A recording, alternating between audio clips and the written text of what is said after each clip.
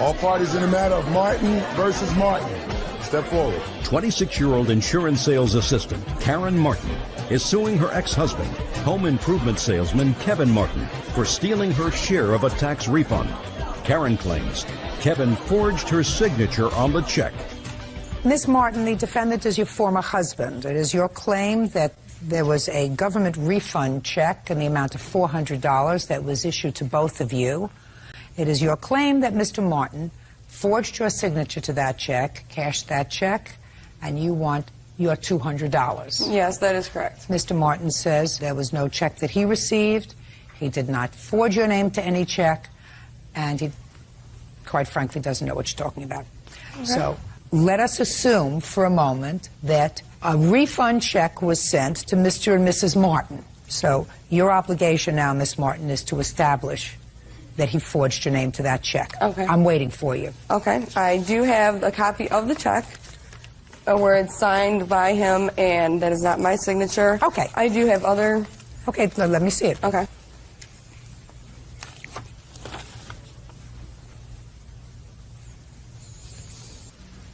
Mr. Martin, the Family Service Center, you familiar with that institution? Yes, I am.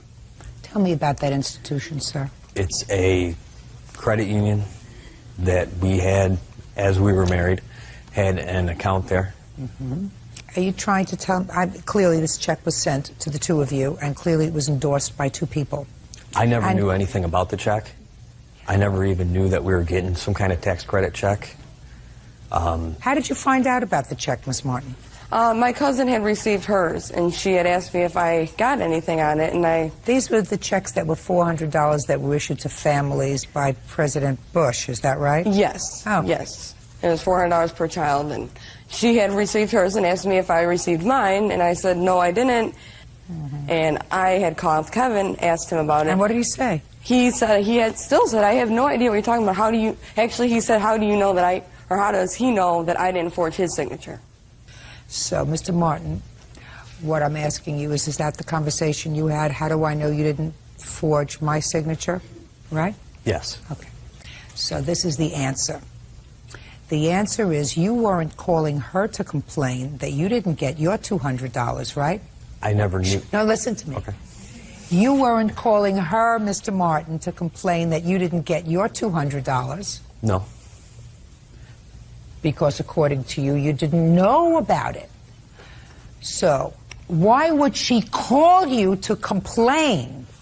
Listen to me. Call you to complain.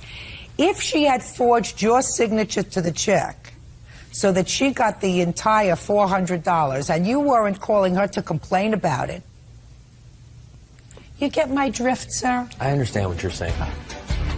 Old story. If it doesn't make sense, it's usually not true. And if it walks like a duck and talks like a duck and quacks like a duck, it's a duck. So somebody from your credit union cashed this... I'm speaking! Somebody from your credit union cashed this check with a signature that I have compared with the signature on your answer and with a signature that I have compared with the signature on Miss Martin's complaint. And while that's not necessarily dispositive of who forged whose signature, the signature on this check, your signature on this check, is eerily similar to your signature on the answer. While her signature on the check is no way similar to her signature on her complaint. So I put those facts together, and you know what I came up with? Judgment for the plaintiff in the amount of $200. That's all. Step out. All these are excused and they step out. She's accused me of... Now the next case. All parties in the matter of Ward versus Stretch. Step forward, please. 27-year-old bill collector Lahia Ward is suing military technician Tommy Stretch for unpaid babysitting fees, lost wages, and defamation of character. Tommy claims Lahia abused his 11-month-old daughter. Are you in the military, sir? Yes, ma'am. What branch of the military? I'm in the Navy. At the time of this incident, your daughter was 11 months old? Yes, ma'am. And Ms. Ward, you were a child care provider on the Navy base? I was, yes. It is your claim that Mr. Stretch made a report to Child Protective Services. That report, you claim, was filed maliciously by Mr. Stretch and or his wife, causing you lost income. You are suing him for that lost income and for defamation. Correct. Mr. Stretch says that he was obligated to file that because he felt as if his child was inadequately cared for at your facility. Right? Yes, ma'am. You don't deny that you filed the report? No, ma'am, I did. When did you bring your daughter to Mrs. Ward's home? It was September of last year. And how long did Miss Ward babysit for your daughter? The original contract was for 3 days. The incident occurred in the middle of the second day. Now, in the middle of the second day, what happened, Miss Ward? His child was a little cranky the whole day. She was laid down for a nap. How many other children were you caring for that day? 3. How old were they? 2 2-year-olds and a 1-year-old. And how many assistants did you have that day? None. Did you bring the baby to her house, or did your wife? No, ma'am, my wife dropped her off. What time? I don't remember. I believe it was around 7:30. And what time did you get a call that something had happened with your daughter? My wife called me approximately between 1 and 1:30. What time did you discover what you claim was 2 little red marks on the child's face? At 12:30 when the child woke up from a nap. Aside from these 2 little red marks on the child's face, I assume you have photographs of that? Yes, ma'am. I'd like to see it. I have a video. There was something else that was discovered when you went to pick up your daughter. What was that? After I picked her up, I noticed the bruises. I asked Miss Ward, what happened. She explained to me her side of it. And which was? The child laid down for a nap and she had overalls on. And apparently she was very cranky. She wasn't feeling too well. So while she was getting comfortable, she laid apparently on the button on her overall. And that's what caused the 2 little marks. Where the That's what you think? Correct, that's what I think. It's possible. Mm-hmm. It's also possible she got hit. Now, there were periods of time, for instance, when you went to the bathroom, that you weren't in the room with the toddlers. So it's possible that somebody else hit her. One of the other children hit her, right? Right. But according to what I read in the complaint, there was something else that you found. You found a bite mark. Yes, ma'am. It was on her, I believe it was on her left forearm. I asked Miss Ward about it, why she hadn't said anything to me about it, and it was quite apparent from her response that she had no idea it was there. How do you explain the bite mark? When he showed me the bite mark, it did not appear to me that it was done that day. Why? It wasn't red. It just didn't look to me like it was done that day. I have children, and I kind of took a judgment on that. At that time... Maybe it was done the day before. Could have possibly been. You have other children? No, ma'am, I do not. All right, let me see the video, please.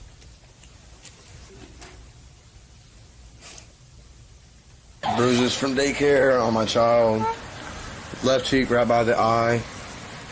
2 bruises. One nearest her eye with the cut in the middle. This is the outfit she was wearing. That show that better. Daycare provider claims my daughter was sleeping in a crib, and that these buttons, which are smooth metal buttons, she claims she slept on them, and that they bruised her face. My daughter also has on her left forearm bite marks, which are starting to go away. The other mark that was left on her is right next to her right ear and on part of her right earlobe. Look at Mama. Pretty little girl. Okay. You did not, I assume, bring your daughter back to Miss Ward No, ma'am, after I did not. that. So she was with you for about a day and a half. Is that right? She left at 2:30. Our contract ended at 3:30, so almost 2 days, yes. Okay. And at some point, you called Child Protective Services. Yes, ma'am. So? Okay. He called Child Protective Service a month later. There were several discrepancies in the allegations made. On September 30th, I received a call from my monitor stating that Mr. Stretch was at the Child Resource and Referrals Office looking for daycare. At that point, he stated that his child got hurt in my home, and that day I called them to come pick up their child immediately, which was not true. So what? Okay. You mean you don't think that they have the right and the obligation to call and report your negligence? Child was clearly hurt at your facility. Right, and I don't deny that. When you have 4 babies that you're taking care of, you need an extra pair of hands. You have an absolute right and an obligation to say, I don't think she watched my child well enough. So why are you here? All right. On that day, the doctor advised him to take pictures and call Child Protective if he felt it was necessary. I think he noticed that the bite marks did not occur in my house, but like you said, it could have happened in my home. Okay, fine. He insinuated... Listen to me. He didn't bite his daughter. No, it was a child. And it was a child, and he doesn't have any other children. Okay. Okay. Anyhow, that day, the doctor, he insinuated that the child was hit with knuckles when he called Child Protective Services. And another day, he said that the child looked like she was slapped. So there were several discrepancies made on what actually... He doesn't know what happened. It happened on your watch. Correct. You want him to do everything right? Is that what you want? No, I don't feel like... Miss Ward, I don't know why you're here, madam. All right. I would keep this very, very... I certainly wouldn't expose this to a national audience. Are you still doing daycare? No, ma'am. That's a very good thing. Your case is dismissed. Ma'am. That's all. Goodbye. Parties are excused. You may step out. He insinuated the child was slap, punch, and the child was not. You don't get a bruise with a cut in it from laying on a smooth metal button. There was no signs by the doctor stating that there was any signs of child abuse at all. I did what I felt I needed to do to protect my daughter, and I'm happy with what she decided. And now the next case. All parties in the matter of Baker versus Terry, step forward. Rehab counselor Vicki Baker is suing her former neighbors, Byron and Mary Terry, for damage to her Chevy Lumina. Vicki says the couple drove the vehicle during a hailstorm. Miss Baker, you agreed to sell the defendants a car, a used car that you had, according to what I read. They had the car for some time. They made some payments on the car. And then, according to you, they stopped making payments on the car, so you repossessed it. Yes, ma'am. And after you repossessed it, Mr. and Mrs. Terry sued you for all the money that they had paid into the car, which was, I believe, about $1,400. Is that right? And how much had you paid? $18 and $50. And how long did you have the car? We had the car for roughly about 3.5, 4 months. Okay. Now you want them to pay for the damage that was done to the car while it was in their possession as a result of being driven in a hailstorm. Yes, ma'am. And Mr. and Mrs. Terry said, you live in Oklahoma, for heaven's sakes. That's what happens in Oklahoma. There are hailstorms. They're not responsible for the hailstorms. That's your defense. Partly. There's more to it. That's the defense that I read here. That it's a hailstorm and you're not responsible for an act of God. Now, Miss Baker, when did you agree to sell them the car? Give me the month and year. December 4th of 2003. And you took it back sometime in March? Actually, no, it was April 2nd. And when you got the car back, describe the damage to me. I have photos of the damage, Your Honor. Can I see it, please? The automobile was damaged all over with hail damage. Okay. I have photos of the car, the storm and the damage, and also an estimate for over $3,000. Do you know when this hailstorm was? Yes, March 17th. Car, yeah.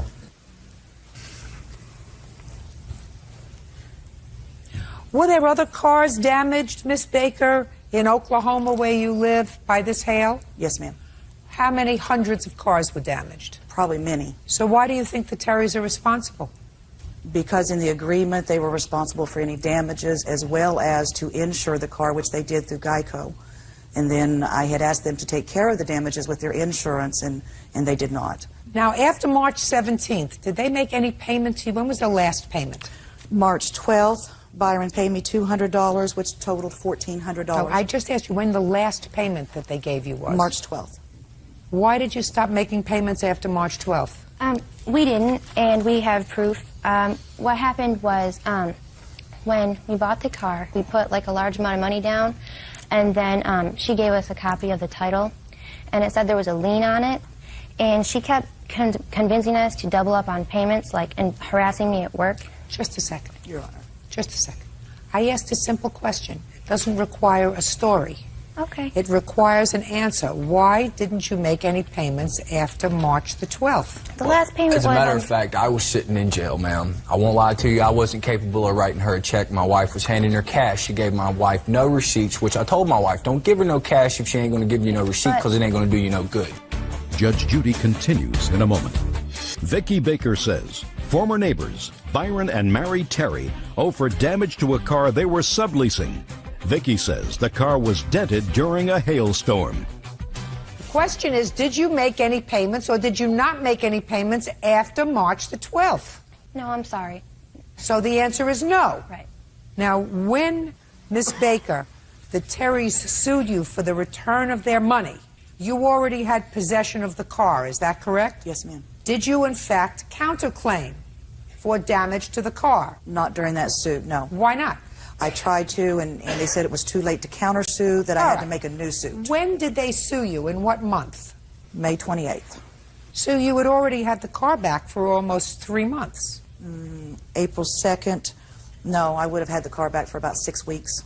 And when was the court case heard? The court case was actually heard on May 28th.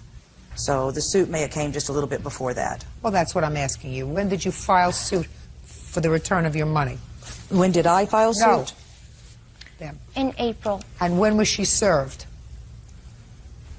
The weekend after I filed suit, after I got out of jail. Sometime in April. Yes, ma'am.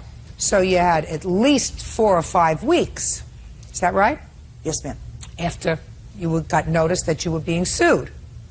And you had at least 6 or 7 weeks to sue them for the damage to your car. So my question to you, Miss Baker, is why didn't you do it? I was hoping that they would take the car. All along, I have offered them back the car for the $1,000 that they owed on the car. And so I have no use for this car, so I was hoping that they would do the original agreement, which was to pay the $2,400. What did you do in order to convey that to them? I spoke to them twice in person. Just a second. Okay. Spoke to them twice after you repossessed the car. Yes. On April 2nd. And also the police. Pardon me. Did either Mr. or Mrs. Terry indicate to you that they were prepared to continue paying the additional $1,000 that you claimed they owed? Mary's statement was, no, I will not give you another dime. Okay. Byron said, no, I'm leaving state. I have no need for the car. I'm fixing my truck. So they changed their mind. So the answer is no. No. Yes, ma'am. So then my question to you is, why didn't you sue them? I did. No. Ma'am, you didn't sue them. Listen to me. Okay. You didn't sue them until after they sued you for the return of some of their money. That's when you sued them. You saw the car was damaged the day you took it back, on April 2nd. So if you believed that you had a legitimate case, you would have been in court immediately, as you were now, to file a case against them because they damaged your property that you had repossessed. You chose not to do that. Ma'am, I didn't know we had hard feelings. I thought this would be friendly throughout the entire thing. What, Miss Baker? I don't know where you're at, madam. After you took back the car, they sued you. At what point did you think it was friendly? Where's the car now? In my possession. Good. What are you doing with it? I have offered it back to the Terrys. I'm letting it sit until we decide what to do. Your Honor, may I speak, please, on this situation? I befriended these kids. They moved in next door to me. I don't care about that. That's not what this is about. Okay. That's a story once upon a time. Right now what I have is you sold them a car. They were friends, next door neighbors, you liked, whatever. Sold them a car. You took the car back for non-payment. No, ma'am. I took the car back because she sent me a letter refusing payment. She said she wasn't going to pay you anymore. Right, yes. Fine. Yes. So I paid you enough, and I'm not paying anymore. Shh. Okay. Not paying anymore. This has been resolved in another court. Right. I'm not dealing with that. You took the car back. You did nothing when you took the car back until after they sued you for some of the money that they had invested in the car. Ma'am. That's what happened. I did it as quickly as I could because I am a very, very busy self-employed person. To drive 2 hours to go down and sue someone when I knew I had until May 28th, I didn't see any hurry in doing that. Well, I don't see any hurry in responding to it, madam. It's an act they of God. damaged my car. No, they did not damage your car. My car did not get hail damaged, and many cars did not because most of us know to pull over during a hailstorm Well, and park our cars somewhere else.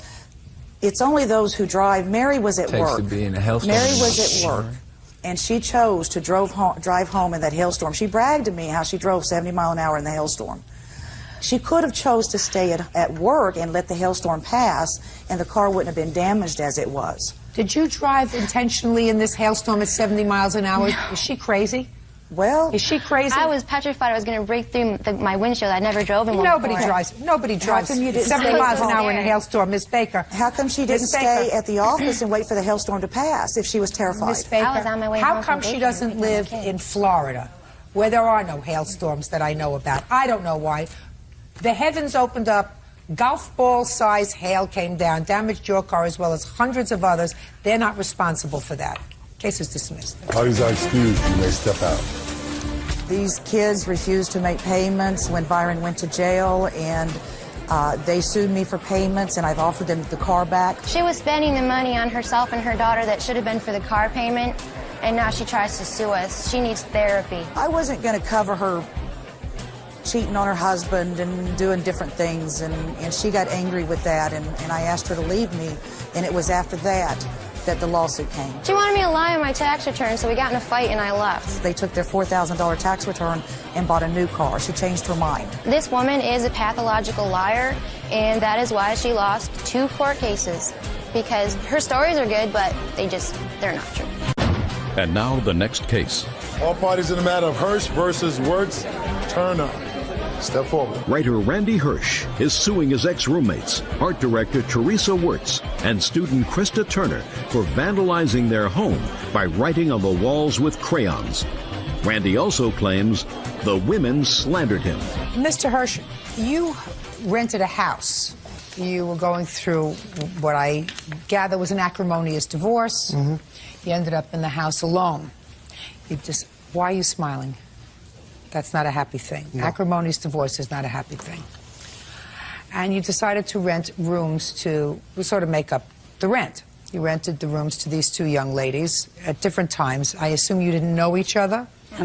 And then you got evicted from the house. And Correct. You claimed that you told them that they had to leave. They stayed on after you moved out, caused damage to the house that you were going to be responsible for. And in addition, you had to spend hours and hours cleaning up after them. So you want to be compensated for the damage that they did to the house. The defendants say that you caused a substantial amount of damage to the house yourself, your daughter, who you allowed to write all over the wall with crayons. They do acknowledge, however, which is to their credit, that they were really angry with you for what they perceived as scamming them. And when they did stay on, they did cause a little damage by writing on walls and maybe doing a couple of other little things. Certainly not $2,500 worth. So I have a few questions for you, Mr. Hirsch. Okay. When did you lease this house? In August of 2003. What was the rent? $2,400 a month plus utilities. Did you live there with your family? Yes. When did they move out?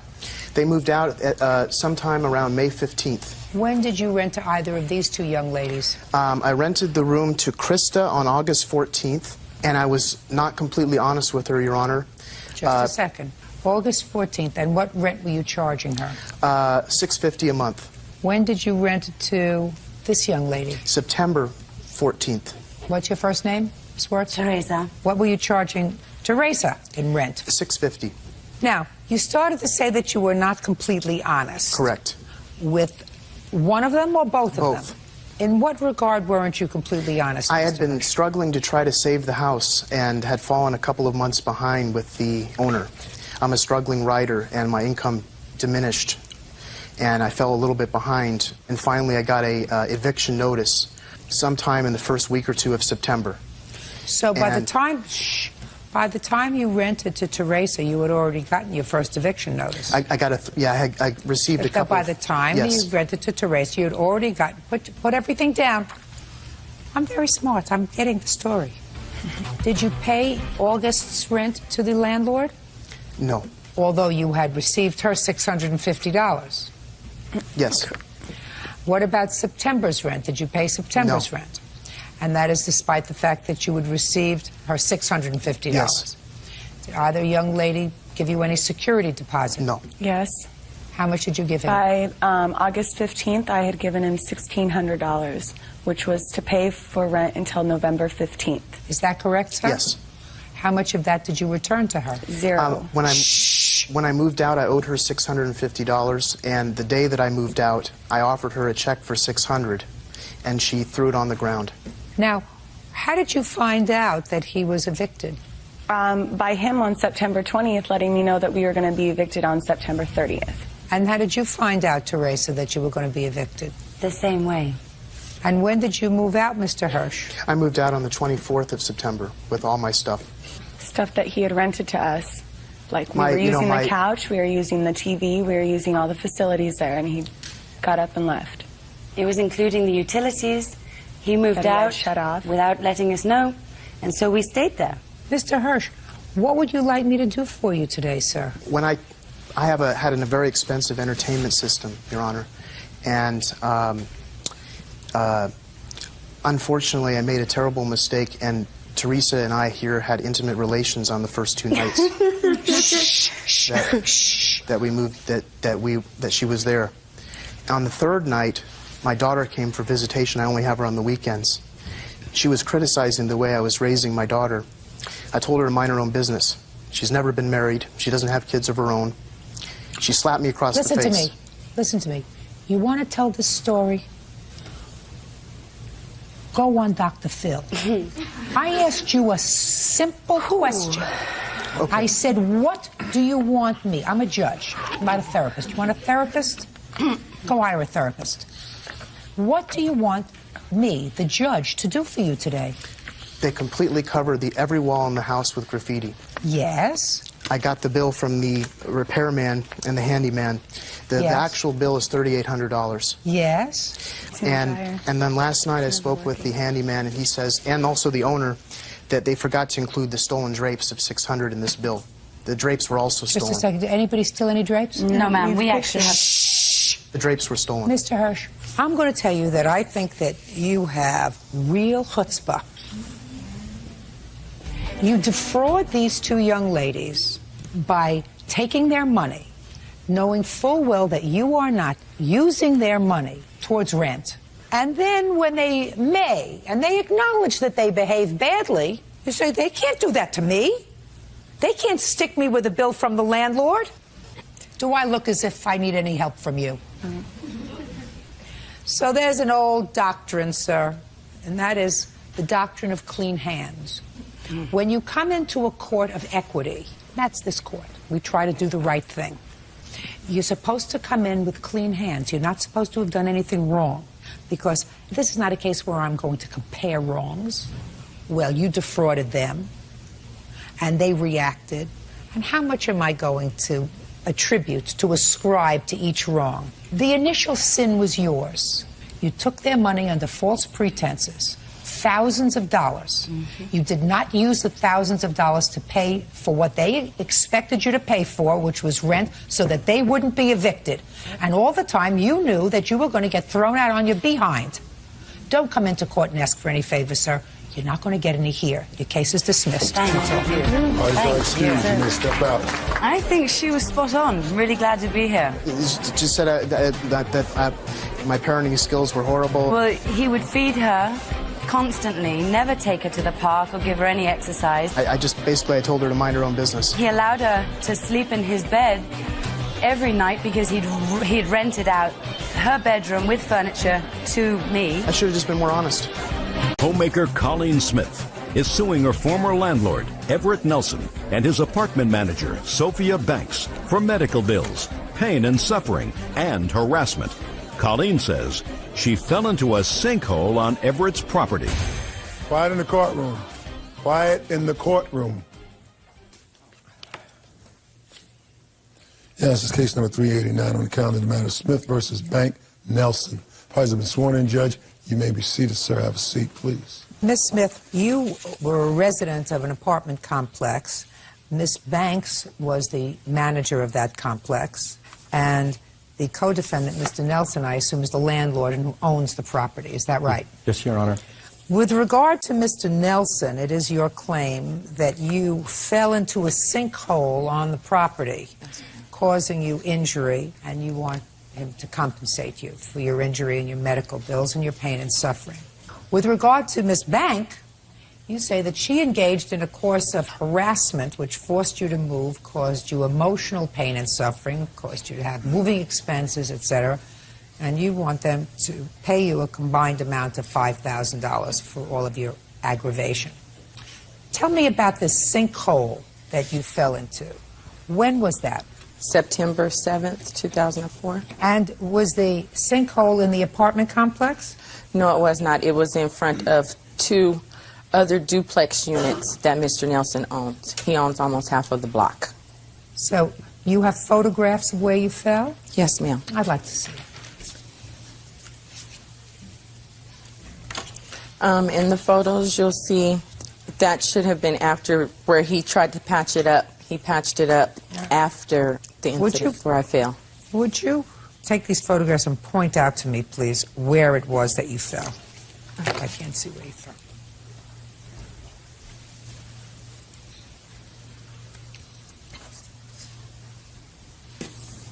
Here's the hole that I fell in here.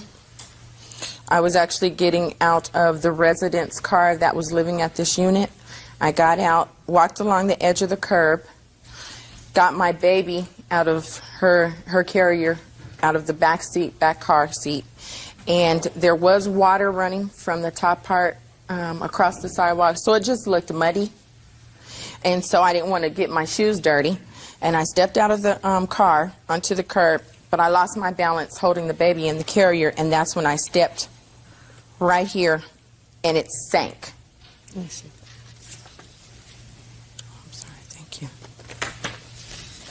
Excuse me, Your Honor. Who are you? I'm her fiance. Yes, were you there? No, I was at work at the present time, but we also have notification from the water company that the sinkhole was caused in part due to a faulty sprinkler system that he had installed. And the resident called in on it. Which resident? The resident that was living at the house who gave her a ride at that time. Let me see.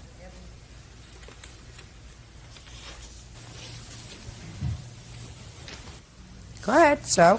I went to the water company to find out how many complaints prior to my injury had there been, and Mr. Nelson told the woman under no circumstances do not give me any information. So I had to go obtain a subpoena in order to get these records to show that he knew there was a sinkhole there prior that he fixed and that he thought he fixed, and what he did was he shoveled dirt off the back of his truck into the hole instead of calling a company to jackhammer and pack the dirt down, and then that's how the other incident happened on the 7th. Okay, you have your medical records? Yes, ma'am. I'd like to see them, please. Thank you.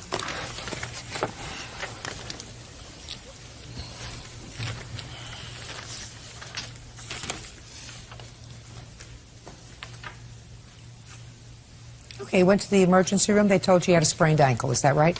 Yes, ma'am. Okay. Go ahead. Thank you, Your Honor. I do want to express my thanks for the opportunity. Good. Let's move on. At your expense. Okay. This is an exhibit I want to share. It shows the duplex in the back. My wife and I purchased this last December and fixed it up. And believe you me, we take good care of our tenants. Listen to me. Important. Okay. Let's get to it. Yes, all right. I've read what it said. It said that there was a sink. Listen Okay. to me, Mr. All right. Nelson. Yeah. I'm speaking. Yes. Pay attention. Listen to me. I'm speaking. Pay attention. The report says that there was a hole on that property that was caused by a sprinkler, that it was filled in on one occasion. Is that true or not true? One occasion. Fine. But I had a company come in and put in a new water tap because when we bought the property, it was told to us that the neighbor on the north would not pay us water. So I put in the water tap. Mr. Nelson, let me explain something to Sure. you, sir. If there is a hole on your property... I object to that Listen to me. being on my property. Well, then I'm going to Okay. let you get to Okay. it. If it's not on your property, it's not on your property. Sure. Okay. Okay? There's a hole on your property, and you have noticed that there was a prior hole on your property, and you attempt to fix it, and you don't fix it. I did. Listen to me. Yes, okay. And you don't fix it so that it creates a situation so that somebody injures themselves, you're responsible. I assume that you would have homeowners insurance that would cover that.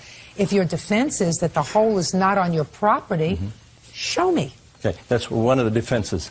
Another is that I didn't cause the hole. It was, I honestly believe, sabotage. And this may sound strange, but the lady that lived in this property would not pay 1 penny of water. Who was the lady who lived in the property? Ms.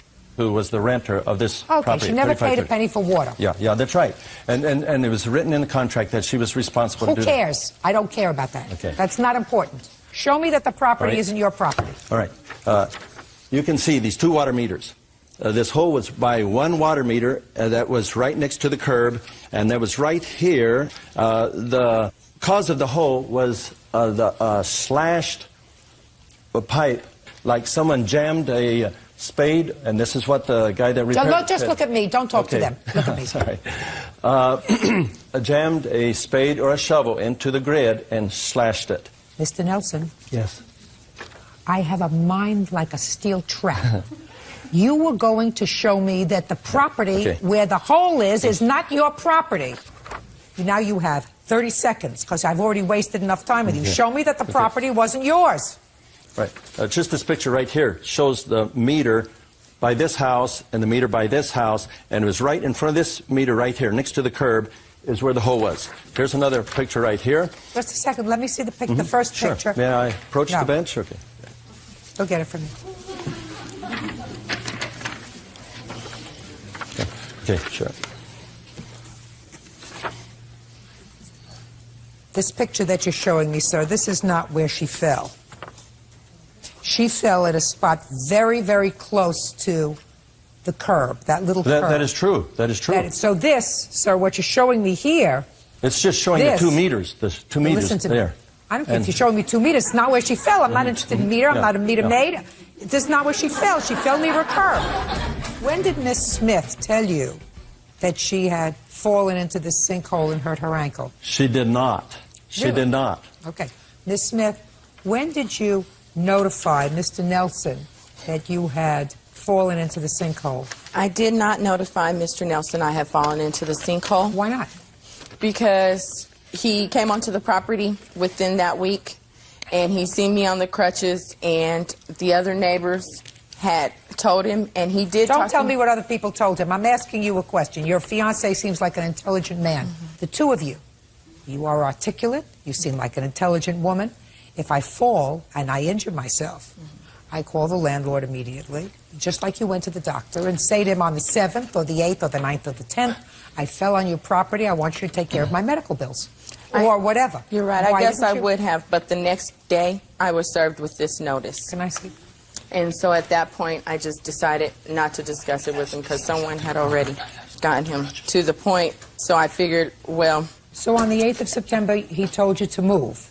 Yes. Right. Why did he tell you to move? This was the day after you fell. Well, according... Why did you tell her to move, Mr. Nelson? I gave her a 30-day or a vacate notice to move because she was causing a lot of disturbances in the community.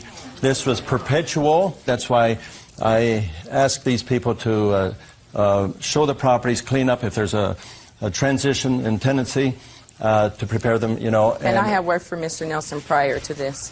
Mr. Nelson, do you have any verification from other tenants that Miss Smith was causing you problems? Do you have any letters that they wrote to you, any emails that they sent to you? There's a wonderful verification right here. Mr. Nelson! Yes, yes. I asked you a question. She was a tenant of mine. I'm asking you a question. Whether you have any letters or complaints from other tenants about Miss Smith. I was The answer is either yes or no. Not written. That's all I'm interested in. Do you have a bill, by the way, for your sprained ankle? Yes, ma'am, I do. I actually have two. One from the emergency department and one from the doctor. All right. Can you step over here, please? Yes, ma'am. Step over here, please. Very good. You could put your crutches away. I'm unimpressed. Somebody who... let me explain something to you. Somebody who has a continuous problem with a sprained ankle from months ago doesn't wear high-heel shoes. They wear sneakers. Step back. So I'm unimpressed with the crutches. No, I just bought them in to show you. Listen to me very carefully. Anybody who can't walk doesn't wear high-heel shoes. They wear sneakers. Even though they may not look elegant, they wear sneakers. I want to see the letter where you notified him that you fell. I didn't. You never did? We talked verbally on the phone. And when? Around the 15th or 20th. Of what? Of September. When he called me to tell me that I didn't have to move because he hadn't gotten any complaints. And that, you know what I think about you falling. Tell me what's going on with this whole thing. And I said, well, Mr. Nelson, I hurt my ankle. And he told me, well, you know what I think about that? I think you're faking. Yeah. I don't believe you. I object, Your Honor. What? Because Sophia, Ms. Banks here, she saw her most of the time without crutches. I don't believe she needs crutches, Mr. Nelson, but I believe you're responsible for her medical bills. Got me? Judge Judy continues in a moment.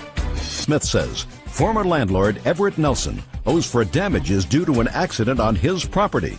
Colleen says she fell into a sinkhole.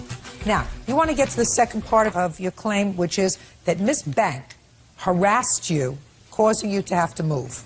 In August, Sophia and her sister Arabia, Sophia knocked on my door and asked me to come outside. And when I came out with my baby in my arms, she, made the statement to me that, why are you in my business? We're gonna mess you up pretty much if we hear our names come out of your mouth again. And right around that time, her sister came from around the wall there. And, it's, they were coming towards me as in an aggressive manner. Put your hand down. That they were going to fight me, we're going to mess you up. And we got into the conversation that, my parents are calling over my house. And I said, well, they asked you not to have their minor child over your home, then send them back home. I don't know. What was the dispute about? I had called her parents to inform them. I didn't call her parents. He called her father to let them know that her younger sibling was over her house, who was 15, and he was a witness in a case that pertained her and another brother, and he didn't want him over there. So your boyfriend, your fiance, got into her business. Right. I'm not saying right or wrong, but that's what the dispute was about. Is that right, madam? That is correct, Your Honor. Okay. Fine. And you went over to her house and you told her to stay out of your business? That is correct, Your Honor. And you went over with your sister? That is correct, Your Honor. Okay. What else? And then on September 3rd, I was given this 3-day notice to pay rent or quit. But according to my lease, my rent isn't late until after the 4th. Your Honor. Second. Okay. And I do have my receipt where we did. It says that other covenant of the lease violated. Water, $12, and late fees, $54.90. They're late from September 1st to September 30th, but this notice is dated September 3rd. That doesn't make any sense. Why is that? What we do is, if the rent is not due, if they have not given us the rent on the 1st, legally we are able to serve them a 3-day notice because the rent is supposed to be due by the 4th. The only thing is that after the 4th, they incur a late fee. It's for nothing else. What's the late fee that you're talking about here, $54.90? That's 10% of the rent if they don't pay by the 4th. They have 4 days of grace. The rent is due on the 1st. It's late on the 2nd. Mr. Nelson. Yes. I don't think you ought to be a landlord. Listen to me. I don't think you ought to be a landlord, sir. Either you're playing dumb or it's not an act. I'm not sure which. Listen to me. Either you're playing dumb, Mr. Nelson, or it's not an act. If rent is due on the 1st and you have until the 4th as a grace period, it's not until after the 4th that you incur late fees. And this notice says that she violated her lease because she owes $54.90 in late fees. My question is, for what month does she owe late fees? The current month that this is That's about. impossible. It's impossible. Could you please repeat that? It's impossible. On the 21st, he told me I could stay. But again, he did it again on the 2nd of October. And he had Sophie. The notice to vacate was for all the disturbances. And I have testimony here that's notarized. Now, I'm going to let Miss Banks testify, since she was a resident of the place. What you heard from Miss Smith's apartment that caused you to report to Mr. Nelson that she was creating a problem? It wasn't what we heard from her apartment. It's what they were doing outside. They were drinking, partying until late into the night, like 1, 2 o'clock in the morning. Okay. Anybody else in the complex partying outside in the summertime? The other tenants that were there that were partying with her, they are no longer there. You know those people? Yes, I do. Are they gone? All except one of them. And it was the whole block that had a barbecue for Labor Day. The whole complex came except Sophia Banks. When you were given the notice to leave by Mr. Nelson, the last one, and you did in fact move. Without notice. Excuse me. Sorry. You understood that you had the ability to fight that notice because you weren't in arrears on your rent. Yes, ma'am. Why didn't you do that? I took my rent money that day that I was going to give him that day, and I took it and I gave it to another landlord because Sophia and her In sister... October? October 2nd. Okay. So you took your rent money and you moved? Yes, ma'am. And when did you move? October 2nd. And Really? I turned the keys in to Sophia's husband. Okay. Your Honor, may I? On the 3rd. Here is the way she left the apartment. It I'd like looks to take a pig look pen. at it. In fact, it looks worse than the pig pens You'll I see had the when I beer was raising bottles hogs. and cups of beer and... If we drank outside... That's the living room. In Mr. Nelson's lease... Okay, you left the place pretty dirty. Did you have a security deposit from her? No, not in this one. Okay. You left the apartment messy, but I don't have a counterclaim. Okay. Ms. Smith, it's a long case. I believe that he is responsible for paying for your medical bills and then some with regard to your broken ankle. I don't find that since you didn't fight this eviction, which you could have, that he's responsible for harassing you. I think that probably Ms. Banks was just as happy to have you go since there was some acrimony that existed between the two of you and she did the wrong thing. I don't think that you're able to be compensated for that to the tune of $5,000, but I certainly think that you are entitled to your medical bills with regard to your ankle. And then some judgment for the plaintiff in the amount of $2,500. That's all. Parties are excused. You may step out. I believe her judgment was fair. It was all put on. It was bogus. She obviously saw through Mr. Nelson what type of landlord he really is. We don't need to harass people. We either gonna fight or we're not. I have no ill will, but I'm glad Judge Judy saw it for what it was. And now the next case. All parties in the matter of Valerio versus Gunderson, step forward. Customer service rep Summer Valerio is suing fellow dog owner, 21-year-old customer service rep Gabe Gunderson for vet bills. Summer says Gabe's pit bull attacked her dog. Ms. Valerio, you claim that the defendant's dog injured your dog during a fight. Yes. And you want the defendant to pay the vet bills. Correct. For your dog. Mr. Gunderson says that there was a dog fight. Your dog got the worst of the fight, and your dog shouldn't have been there anyway. So you'll explain that to me. What kind of a dog do you have? She's a Mastiff Lab mix. That's a big dog? Yes. And where was the dog? In March of 2004, I made arrangements with Janice Rawson to keep my dogs at her house because she had just bought a house, and me and my boyfriend at the time broke up, and I was moving into a condo and didn't feel it was fair to take my 2 large dogs to a condominium with me. So she agreed to keep the dogs, and I continued to pay for their food and their vet bills while they were in her care until I made new living arrangements. Just a second. So you left your dogs with this lady Yes. in March. Step up. What's your name? My name is Janice Rawson. You have a large piece of property? It's a house with a yard. You have your own dogs? No. What kind of dogs? One was a Mastiff mix, and what was the other? Pit Bull Boxer mix. Also a big dog? Yes. Who else lives in your house? At the time when I moved in, it was Jeffrey, her now husband, and Dustin. Jeffrey, her now husband. The Valerio. boyfriend I had I'm sorry. separated from. And then we got back together and got married. But it was a temporary separation. He was living with her with the dogs there at the time. Oh. So not only did you place your dogs with her, but you placed your ex-boyfriend there, too. Yes. Now, tell me about Mr. Gunderson. Mr. Gunderson moved in with me when Summer... What do you do, rent rooms? Yes. I have Okay. a 4-bedroom house. Okay, so you rented a room Yes. to him. Okay. Mr. Gunderson moved in with me when Jeffrey moved in with Summer, and they got married, and then I rented a room to Gabe. So Mr. Gunderson moved in with a Male pit bull. So now you have 3 dogs in Three your house. dogs. Is that the dog that injured her dog? No, that's a separate dog. Well, where did the separate dog come from? We went on vacation to San Diego. We were told by Who's Jeffrey. Me, Janice, a different group of friends of ours. We were told by Jeffrey before we left on a certain date the dogs would be gone. We get back from San Diego. I pick up the dog who got Picked into up the what fight. dog? The dog that's the reason why we're here. The one that attacked her dog. Or You got mean a into fight second with dog? hers. You picked The up a second right. dog. Right. Picked that dog up. I got home, found out that Jeff and Summer did not live up to their end of the bargain as far as taking those dogs back like we were told. Your Honor. Well, why did you need a second dog? I asked Janice. I wanted a female so I can breed. I asked Janice. She said that'd be fine. Is that right? Yes, but the condition was that he could only get the second dog when her dogs were gone, and it wasn't an exact date of when they were going to take the dogs back. It was a hopeful date. So he should have made sure that the dogs were gone before he actually picked up the pit bull. Well, he didn't. So on what date did you pick up the pit bull?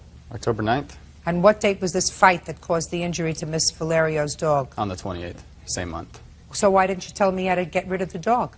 Well, I like dogs, and it's not, and the family who had the dog before couldn't keep the dog, and so it didn't really have anywhere to go back to except for the pound, and I didn't want to see that happen, so... Okay, so you allowed him to keep the dog there. Fine. Yes. Now tell me about the fight.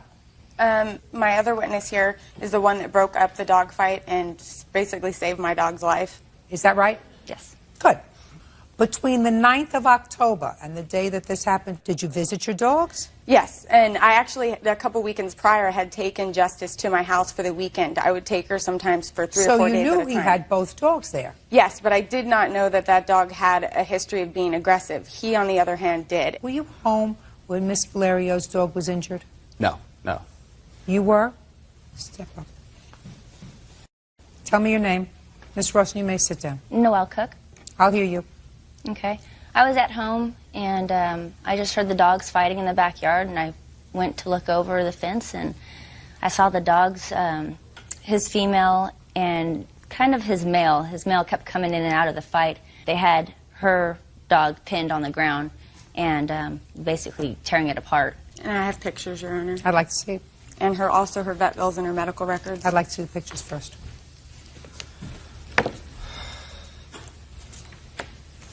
If I may say, the vet did say that the only thing that saved my dog's life is the fact that she's 90 pounds.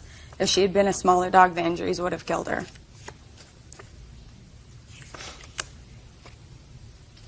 Mr. Gunderson, you understand, sir, that sometimes pit bulls have been known to be aggressive dogs. Mm-hmm. Is that right? Yes. How did you find out about the dog? They lived actually across the street from a friend of mine. I've seen them before. Saw an ad in the paper. I called them, found out that it was the same people. So I've talked to them. I've seen the dog before, been around the dog before. It wasn't a big issue. Did they have children? They have one kid, yes. And they felt that the dog was not appropriate to live with. Well, they have 2 other dogs. Look at me. They have 2 other They felt dogs. that the dog was not appropriate to live with them. Otherwise, what reason do you have to get rid of a dog? Yeah, well, If you have other dogs. It's not an allergy. Mhm. Is that right? Mhm. Mr. Gunderson, pay careful attention. I'm very smart. This dog, you knew that the dog had had some problems. Is that right? Right. Who do you think is responsible, therefore, for a dog that has had certain problems in the past when the dog attacks again? The owner of that dog. That's you. Mm-hmm. You were aware of the dog's previous problems with the prior owner. Why you would choose to take a dog that had had problems, I don't know. And why you would choose to breed a dog that had prior problems, I for sure don't know. You have an answer to either of those questions? I knew about the situation. I explained to Janice before I even got I'm the not dog. talking about Janice. I'm asking you why you would choose to take a dog that had problems. Because I had nowhere to go, so I took it. And why, if it had nowhere else to go when you know the dog has certain character problems, why would you choose to breed a dog like that? It's one fight. I didn't think it'd be a big deal, to be honest. Well, I've now been you around- know better, right? Yeah. Good. Now I'll see the vet bills. That was easy. Your Honor, each page is an individual invoice. The total actually came to what I wrote on the front. And she had to be kept in the hospital for 7 days. Do you understand, sir? We all make certain choices when we get a pet. What you're supposed to do is you're supposed to choose a pet that doesn't have violent propensities. You chose a pet that you knew had had problems enough so that a prior owner was looking to get rid of it. You took it. Not only did you take it, but you made a choice, because one of the reasons that you told me you chose to take this dog is because you wanted to breed it, to propagate whatever character flaws that this dog had. That is stupid. Very stupid. It's going to cost you $2,455.50. That's all. Step out. Thank you, Your Honor. Parties are excused. May step out. I was shown that I'm wrong in this, even though I had nothing to do with this. When you choose to own a dog that has aggressive tendencies, or any animal for that matter, you're responsible for its actions. When I came home from work, my neighbor's standing in my driveway with blood on her. The defendant actually called me saying that his dogs were attacked. My dog also got hurt. She just finally healed. It's taken a month and a half. Pit bulls have a bad name for themselves because of how their owners raise them. I don't think the breed's bad. I think it depends on how they're raised, and if they're not socialized with other animals and people, it's gonna take its toll. Butler James Newsom is suing his friend's ex-landlord, property owner Lai Chen, for maliciously allowing his dog to run away. Lai is countersuing, claiming James damaged her property and stole her gun.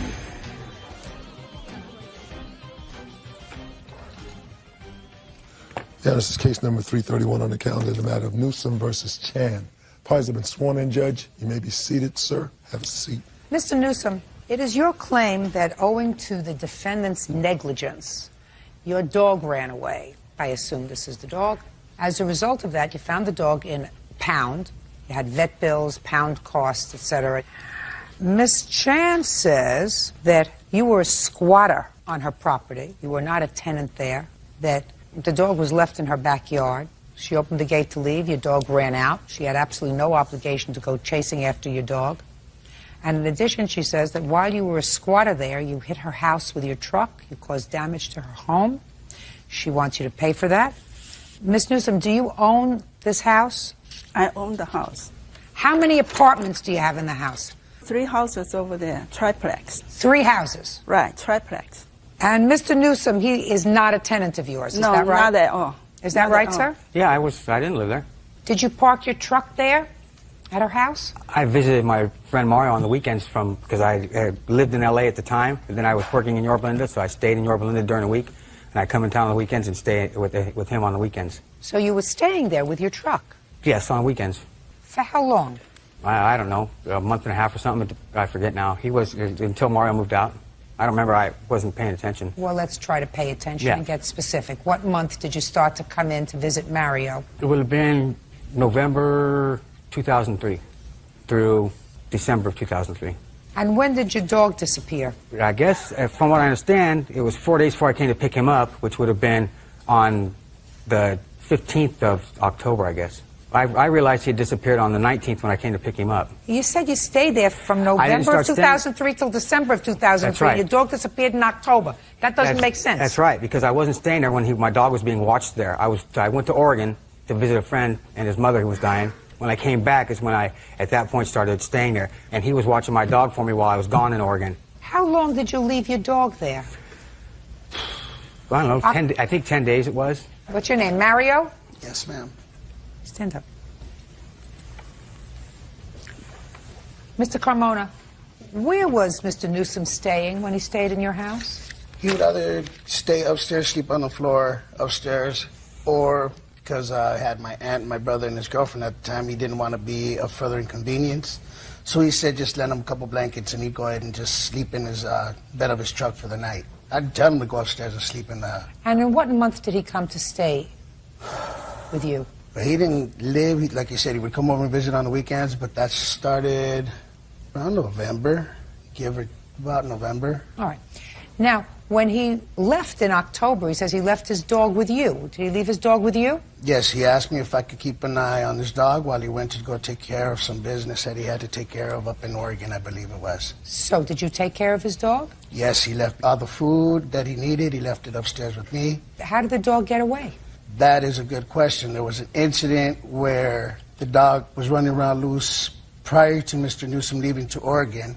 I had to call him because I couldn't put the dog back on his leash, on his runner. Why not? He wouldn't listen to me. I called Mr. Newsom. He had to drive back an hour. He put him back on the leash, and I informed everybody in my house, don't let him off the runner.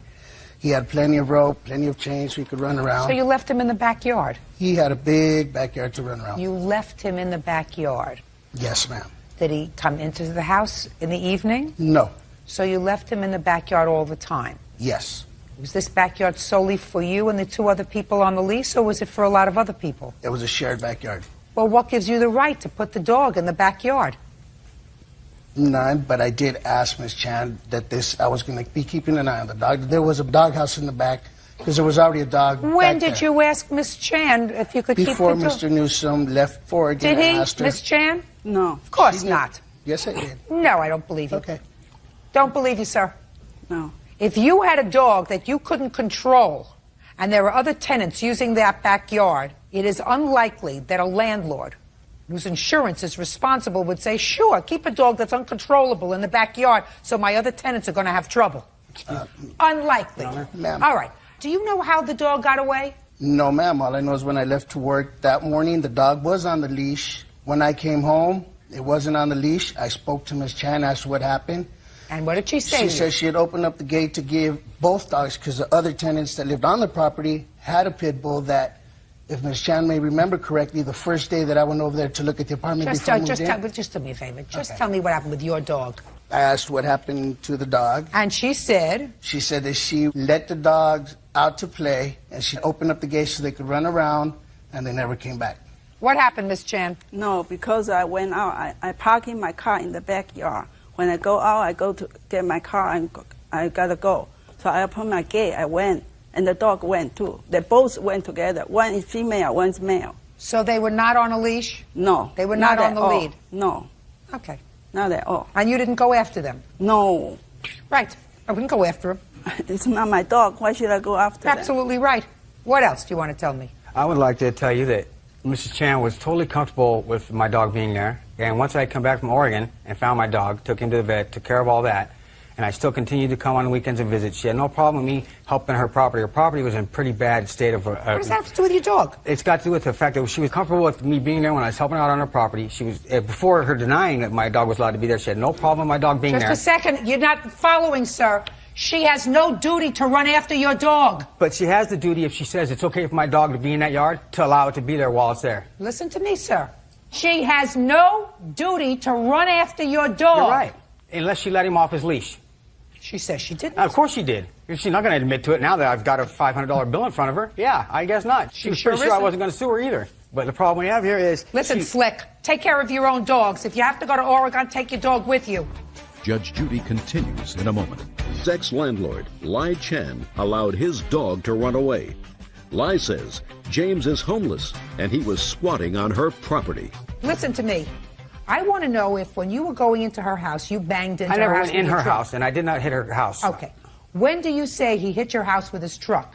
During the time he stayed in my backyard, and at night, because it's dark, he said he can't see it. He hit it, and the next morning I asked him to... What date? I don't have the date.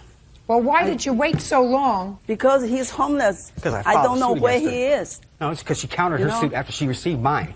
Of course. Probably true. I went over there the other day after I found out she was suing me and took pictures of the only place you could possibly hit her house. And the house doesn't show that, I mean, the house is just in bad shape altogether, but I don't know how you could say if I hit it or I didn't hit it. I mean, it's just in bad shape. Although I did re-roof one of her houses that I have another suit against her for because she refused to pay for that. And I have pictures of the fact that the house she lives in has got a roof blowing off and a house next to it that's hers. I did the roof on, and I have not been paid for that. What? This is an estimate. Madam, I can't tell what happened with this house. The house, it looks like it's in deplorable condition. The whole property is. That's why he Listen hit. to me. I'm speaking. I don't need you to help me. You're right. The house is in deplorable condition. I can't tell what he hit and what he didn't. He just said he didn't hit your house. You're not responsible for his dog. He's not responsible for your house. Oh, you know what? Mario Check moved this out? Yeah, it's Mario gone. moved out? Gone. Good. Goodbye. Have a happy life. And I knew you'd do that. That's all right, though. Sorry. That's all right. Excuse. Step out, please. You did exactly what I thought you'd be. Come on, Hood. Let's go. That's why I should never come to this court. I knew she'd do that. All I know is he wasn't there when I came back from Oregon, and nobody told me nothing. He lied in the court. He's been staying there for at least 4 or 5 months. I came in, I asked Mario. He just pointed and said, go talk to Miss Chan. He didn't want to tell me a word. I tell him, That's your responsibility. Don't put me on. I went and talked to her. She goes, I don't know nothing. I know nothing. I don't want to help nobody no more. Once enough. And they put me on the court? No. And his girlfriend, Carmela Turchiarelli, for personal belongings. Court come to order. All rise. Be seated, please. Hello, Judge. Good. Case number 248, Bolio versus Thompson's Turkey Valley. Thank you. You're welcome. How old are you, Miss Bilio? I'm 31. You have 2 kids? I have 3 children. 3. How old are they? I have a 10-year-old daughter and 2 sons that are 4 and 5. What kind of work do you do? I stay at home with my children. And how long have you been staying at home? Since my first son was born. So for 5 years? Yep, my first son. And what had you done before? Housekeeping, and while I was pregnant with both my sons, I did do beet harvest. There came a time, sometime, I think, was it last year, that you needed a place to stay. Yes. 2021. Yep. Why? September 29th of 2020, me and my boyfriend had broken up, so I had stayed in a shelter. Is your boyfriend the father of either one of these 2 children? All my children have the same father. Me and him had broken up at the time, and I left from where we were staying at the time. Our living was West Fargo, to the YWCA right away, the homeless shelter. And I was there for like 6 months. And during that time, I had met Carmela, and me and her became friends. And I had introduced her to my brother. And then I moved away for a little while in April, and I came back like the end of May. Where did you move to? I went to Texas. What's in Texas? A friend. Where did you meet him? Here in Fargo when I was 14 years old. So what brought you to Texas? That's where he was living, and he told me if I wanted to come live with him there, I could. You didn't have a job in Texas? He did. You? No, I did not. And from when to when were you living in Texas? I left April 15th, and I was there until like... Of 2021? Yeah. And then I moved back beginning of June, kind of. And then... Beginning of June of the same year? Yes. So you stayed there for 3 months? Yeah. And you moved with your children? Yep, all 3 of them. Yep is not an answer. Yes, all 3 of my children I moved. Okay, so you took them out of school in April? My daughter. Took her out of school in April? Yep, I did. Yep is not an answer. Yes. And we moved. You took her out of school in April to go to Texas, to live with a friend that lasted 2 months. The fact is you took your daughter out of school.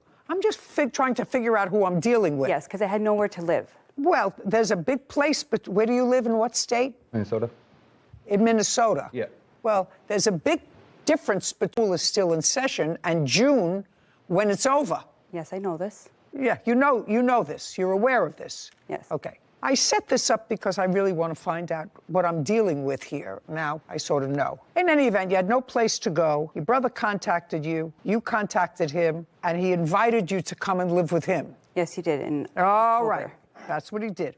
You and your 3 children. Nope. Just me and my 2 boys. So you were going to live with your brother and his girlfriend with your 2 children? Yes. You got there when? October. Of 2021? Yes.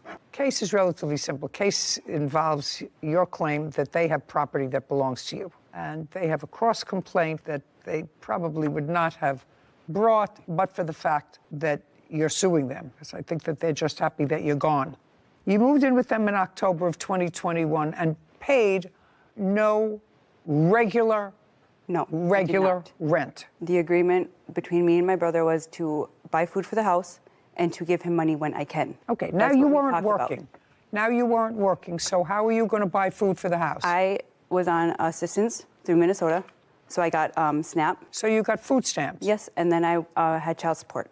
Well, I was on child support, but I wasn't getting the money. I didn't start getting money until February of 2022. And that's when I start giving him money every so often. In October of 2021, you were not getting child support. No. You were getting food stamps, which you said you would share with your brother. Yep. Who lives, is not an answer, who lives with his girlfriend, and how many children? We have no children. No children at all? We have dogs. That's fine. So you were sharing some of your food stamps with your brother and his girlfriend? All of my food stamps went to the house. Well, that's where you were living? Yep. Yes, it was. Yes, that's where you were living, with your 2 children? Yes. Okay. What kind of work do you do, sir? I'm currently unemployed. And what does your girlfriend do? She works for a cleaning service. Okay. Now, there came a time that you got a substantial amount of money from the government. What month and year was that? Just this past April. How much did you get from the government? It was taxes. Told me you hadn't worked in 5 years. I want to know what you got money from the federal government for. That's what your brother says. And I was curious, that's why I asked you the questions about working. It is. So don't make it up. It slipped my mind. What? Sorry. So that doesn't slip your mind. I did housekeeping, laundry in a hotel when I moved back from Texas with my mother. Month? You worked from June 2021 until, we'll find out. Until like mid-June because I did not have a babysitter for my children. So you worked for a couple of weeks? Yes. How much money did you get from the federal government in April of 2022? Like $11,000 from the government for child tax credit. So you got $11,000, not from working, not that it slipped your mind, because 2 weeks may slip your mind because that's what you worked, if you worked at all. $11,000, you got child care credits. How much did you get for each of your 3 children? I only filed for 2 of my children. How much did you get for the 2 boys? I believe $3,000 for each of them. That's $6,000. Where's the other 5? That came to me for the stimulus checks because I did not receive the last stimulus check. They said that my boys did not receive the refund that was coming to them for the stimulus too. So that was all. So on your tax. boys got. Let me understand. Let me understand why this country is in such a fiscal morass today. So you got $3,000 for child care credit for each of your children, and the other $5,000 came because you went to an accounting firm, and they said, well, you should have gotten stimulus money for your boys. Yes. And you missed that, so we're going to put in for it. So they sent you another 5, or they sent you... They sent it all together on one. Okay. All together on one. So that you had plenty of time to go and take care of. Yes. Right. Your judge actually have proof of how much she did get. Now, when you got this $11,000, that $11,000 was supposed to help get you through COVID. Yes. Paying your bills, paying for rent, buying clothes for your children. So you got this money in April of 2022, 11th vacation. April of 2022. So the minute you got the money, according to you, I start looking for a vehicle. You bought a car? I started looking for a vehicle. So you started to look for a car. Now, you've been without a car for a while, but you started looking for a car. Yep. And also in April, you asked your friend, your brother's girlfriend, if she would watch your 2 children. Me and her had a discussion before April. You didn't go until after you got the money. Yes. You knew you were getting the money before April because you were going to apply for it. Yes. Yes. But when I got the thing where it said I was getting the money back, it didn't say that much. $11,400. So you decided to go on vacation. Where did you go? I went to Colorado. Where in Colorado? Up in the Denver area. How did you get there? I was with a friend and they drove. Male or female friend? Male. So you went with a male friend to Colorado for how long? I was there for a week. What does this friend do for a living? I'm not really sure. You don't know whether this friend works or not? I met him last year, and I kept in contact with him throughout the whole year. And then we just got back in contact beginning of 2022. And you don't know what he does for a living? I'm not really sure what he was doing for work. You have no right to give away any of her property, whether you think somebody deserves it more than she deserves it. That doesn't require an answer. I'm telling you what the rule is.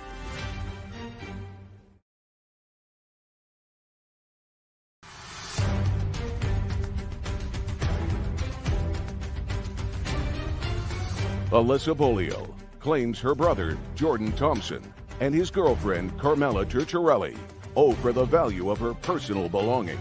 Okay, so you went away for a week, and according to what I read, you made arrangements with your friend, your brother's girlfriend, to take care of your 2 children, and you agreed to pay her $400 for the week. Yes. And then you went away for the week in April. Did you come back after a week? Yes, I did. On what date did you return?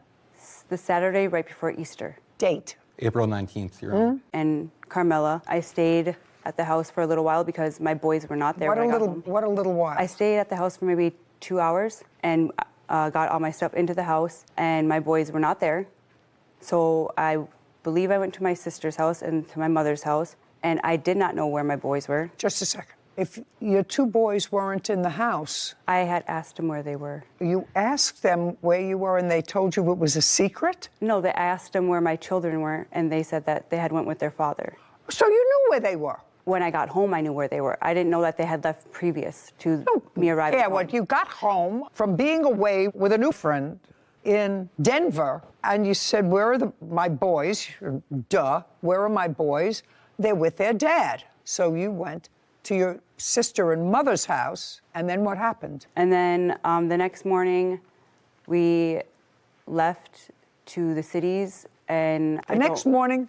On Easter Sunday. On Easter Sunday, who's we? Me and the friend. What friend? My friend that I went to Denver with. So you went where? Minneapolis. How far a ride is that? 4-hour drive. You intend to stay over there? No. We were going to go visit some of his friends and then come back. But next thing I remember was waking up in the hospital. And I contacted my brother when I did. You have the hospital records? No, I do not. I contacted them. You have, just a second, you have an admission record? No. Do you have a bill from them? No, because I don't get billed. Of course you get bills. When you leave the hospital, they say either you owe us this amount of money, that's what you get when you're discharged from the hospital. You may not be able to get hospital records, but it would certainly be interesting, madam, for me to know what. The next thing I knew after you were going with your friend to the cities to see some of his friends, you don't know anything until after you wake up in a hospital. Wouldn't you be concerned? As soon as I woke up, I contacted my brother. What date? I'm not sure. I don't remember exact dates. I mean, you have 3 children. What do you mean you don't know what date? I don't know the exact dates, but I did contact him as soon as I was able to, because I did not have my own phone. Don't you see how irresponsible this whole story is for a person who has 3 children? Yes. How totally irresponsible it is. And what is sad about it is you appear to be an intelligent person who just seems to go from one place to another based upon, well, I used to know him in Texas. Her children, well, she's out running around doing whatever. I didn't ask you anything. Okay. I can actually visualize the picture, and sadly, so can you. What date did she finally contact you after she disappeared again? So a Thursday after Easter Sunday. Thursday after Easter Sunday, so that's the 21st of April is the Thursday after Easter this year. It was actually Monday the 25th. We got records. That's when I came home. I don't care. I just want to know when you showed up again. I contacted my brother, and I let him know what had happened. And then he was asking about our father, like I was supposed to go pick up our father. I don't care. Now let's get to the lawsuit. Now that I understand the characters that I'm dealing with, it is your claim that your brother and or his girlfriend took some of your property, didn't give you all your property that you should have had, because they finally said, we've had enough of you and your shenanigans. Goodbye. I did not start leaving the house until that April. I was in the house the whole time with my boys. I've asked them maybe to watch them overnight a couple times, but that's it. I don't care. They had enough of you. You didn't pay rent. They could say to you, goodbye. We tried to do our best. You took advantage of us. Goodbye. Now, that being said, you stayed with them for how many months and didn't pay them any rent, any utilities? How many months? You and your boys? 4. 4 months. Because I started paying my brother in February. Paying him what? Money. I gave him money. No, I don't want to know who gave him money. Rent. I know that at your age, maybe you think you're too young. Maybe you're too young. They either rent their house, they have a mortgage on their house, they have things that they have to pay. We did not agree upon a set amount for every month. We did not agree upon don't you think you should agree on a certain amount every month? You just came into $11,000. And it was actually way more than 4 months. You just came into $11,000. You've been living off somebody else's largesse. You just came into $11,000 that I gave you, or they gave you, but you certainly didn't work for. So you say to at least the person who you're staying with, listen, I'm going to give you a couple of $100s a month just to cover my share of the expenses because you're 2 people watching the children. Yes, I did. $400? Yes. Okay. Did she pay you? Yes. She says in her complaint that you sold a computer of hers. She says you felt that she owed you more money because you actually watched the children for a longer period of time than the week that she paid you for when she doesn't remember where she was. Did you sell her computer? I actually gave it away. No, I don't believe that. I did. And it's not Well, why her would you give it computer. away? That's just spiteful. Because it was family, and... What do you mean it was family? It was family. I am not your family. I don't want you to speak. You have no right to give her things away. It wasn't hers, and I have proof right here. Whose was it? Who knows? I guess her friends. That doesn't matter. It was in her possession. It was in our possession, It actually. was. She left it with us. When she left. Left it at the house. No.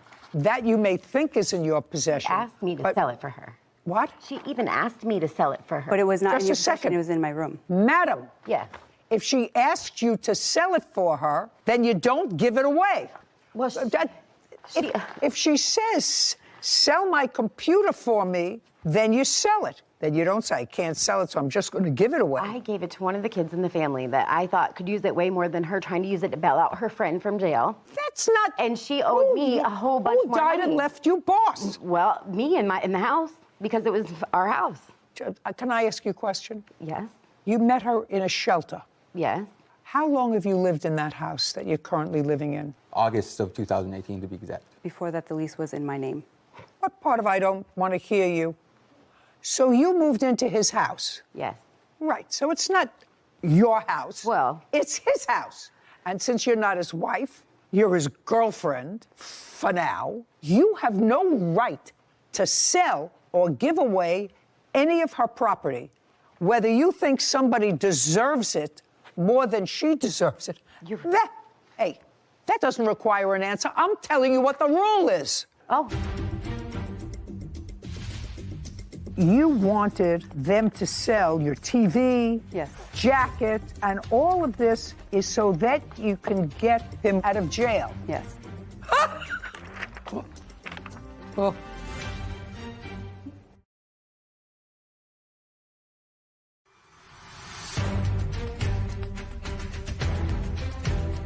Carmela Turchiarelli of wrongfully selling her belongings. Jordan and Carmela claim Alyssa gave them permission to remove her property. Now, you have no right to go into somebody else's bag. If they gave you instructions and you accepted those instructions, please sell my computer for me, which is what you just said. Isn't that what she just said? It is what she just said. Yeah. Yeah. Sell my computer for me, and you decided not to sell it, but just to give it to somebody else in the family who could better benefit from it. You got to pay for the computer. Period. She owed me money. Period. I have the evidence. Just a second. Okay. Just a second. That's a different story. Carmela, let me tell you something, sir. You look like a very nice guy. You look like a very nice guy. I would unload her as fast as I could. Oh. I'm just telling you. Wow. I'm just telling you. Because first she says, I gave it away. Let's understand what she says. First she said, I gave it away. Then she said, she told me to sell it. Right? Yes. Then she said, I gave it to somebody who I thought could use it better than she was using it. Now, I'm going to ask you, Kevin, to go get the 2 pieces of paper that she wants me to review that she owed her money, and then I'm going to go back and explain to your lovely Carmela, listen to me, sir. I'm listening. Who I would think twice about.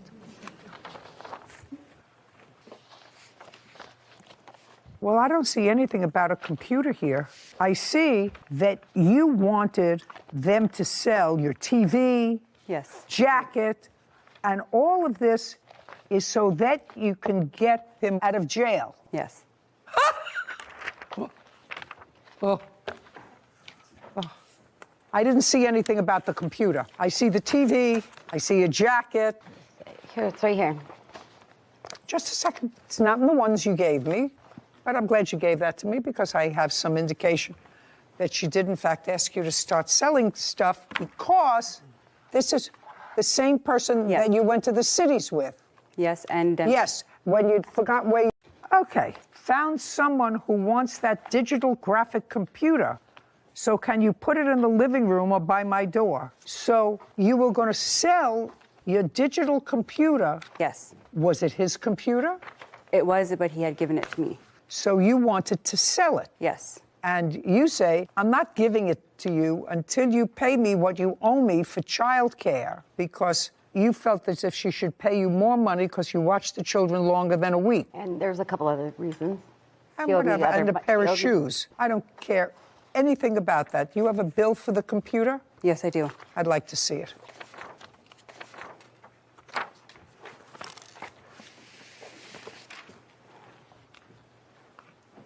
No, I don't like this because the date was changed. The date the order was placed was to April 18th, 2022. So this is not a legitimate, it may be a legitimate price, but it says order placed on April 18th, 2022. You want to take a look at that? Because that's phony. Somebody changed that. No, somebody changed it. Okay. Do you understand? Yes. When did you get it? I got it in April. I don't believe this. Take a look. When did he go to jail? The 25th Of April. what? Of April. And you left on vacation with him when? A week before Easter, so I'm not really sure. A week before Easter, Sarah. What's the date? The week before Easter, the previous Sunday would be the 10th, April 10th. April 10th. And you were away for a week? Yes. And then you don't remember where you were? No, that was the second week. That was the second week? Yes. I was in Colorado for the full week, and I came back the day before Easter, and then I left on Easter Day, and then And when did you get this computer? You see, that's what I'm asking you. When could you possibly have gotten this computer if the bill... This is dated the 18th, of April, which I believe they said was the day she came back. When could you have possibly gotten it from him? I ordered it for him. I paid for it, and then he gave it to me. Listen, I suggest you both get your acts together. You get nothing from your brother. Just consider yourself very, very lucky that he took care of you and that he let you come into his job. Find a way of making a living. Figure it out.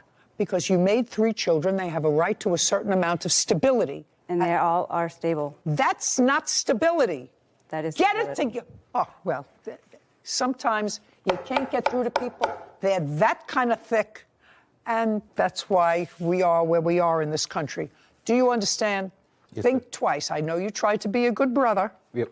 Think twice about doing it again. By the way, does your mother work? Yes. And it mentioned something about a father. What kind of work did your father do? I don't really remember. He was a logger. Both your parents work. Yep. Good. Evidently, it didn't rub off. Thank you very much. Your case is dismissed, as is your counterclaim. This court is adjourned. I'm okay with it. She was a friend, and I love her children. And really, it wasn't about her. It was about them kids. He won't talk to me because of her. You need a job. You need to Change. Something needs to change with her. I don't really care. Hopefully she does figure it out. The kids deserve it. He deserves it. He's a good brother. You know, that case takes me back to my family court days. And I only have one observation other than the fact that I'm what should be society's frustration with this, which is once you have children, you have the responsibility, your sole responsibility is to make sure that your children are taken care of. You have to say, listen, my social life takes a back seat. Everything else takes a back seat.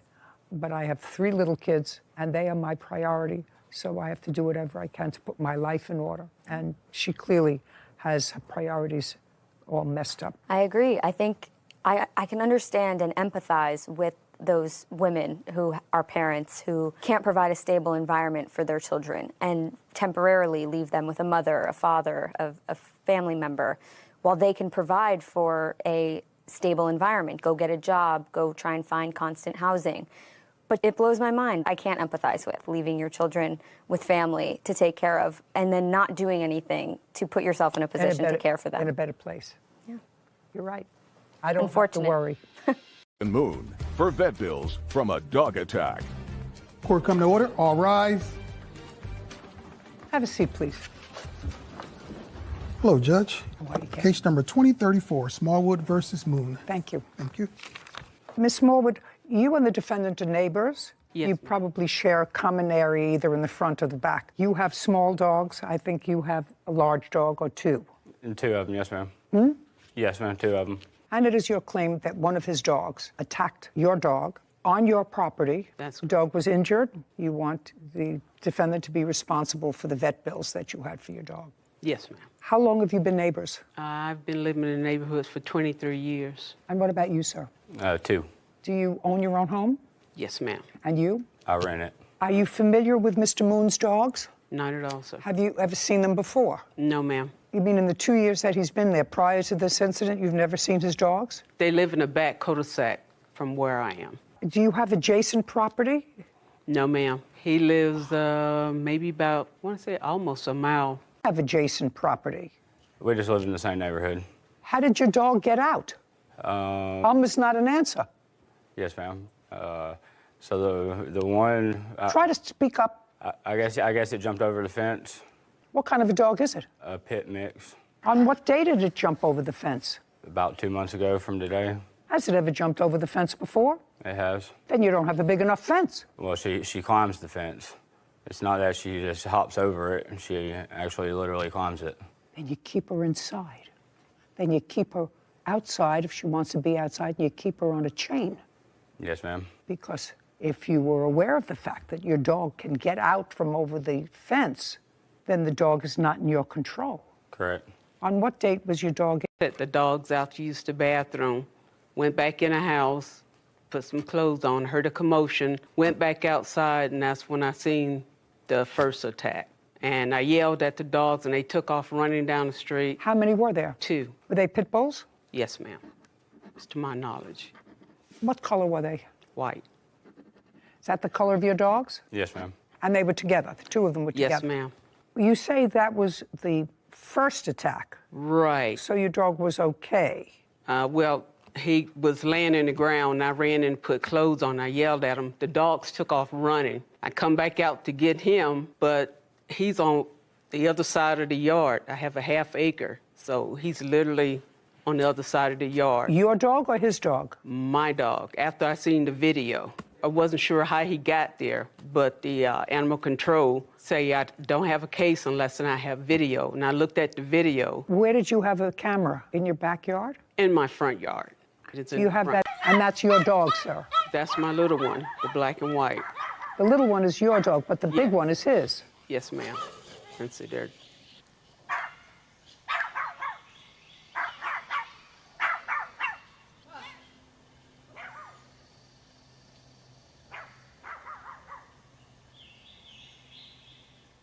You understand what the problem is? Yes, ma'am. Okay. So why don't you, Mr. Moon, tell me what the problem is? So I think she was there to prevent it, for one. So there's other videos too, but she came out, she shushed my dogs away, they ran off, and then she went back inside and left her dogs outside with no leash or fenced in. That's in her property. I went back. How do I know what? That's her property. How do I know that's her? There's no property lines or nothing? No, that's her property. Okay, well, you know, I mean, her dog came out barking at my dogs. And if he really would have wanted to hurt the dog, then he could have killed the dog if he wanted to. I feel like he was more Just a second, more playing. Just a second, that's an interesting statement. He could have killed her dog if he wanted to. Right. That's an interesting statement. Did you see her dog? You know what kind of dog hers is? No, I mean, it's a little Schnurdicker. Right. Right? Little one, maybe 5 pounds, maybe 6. 3. 3 pounds. Okay.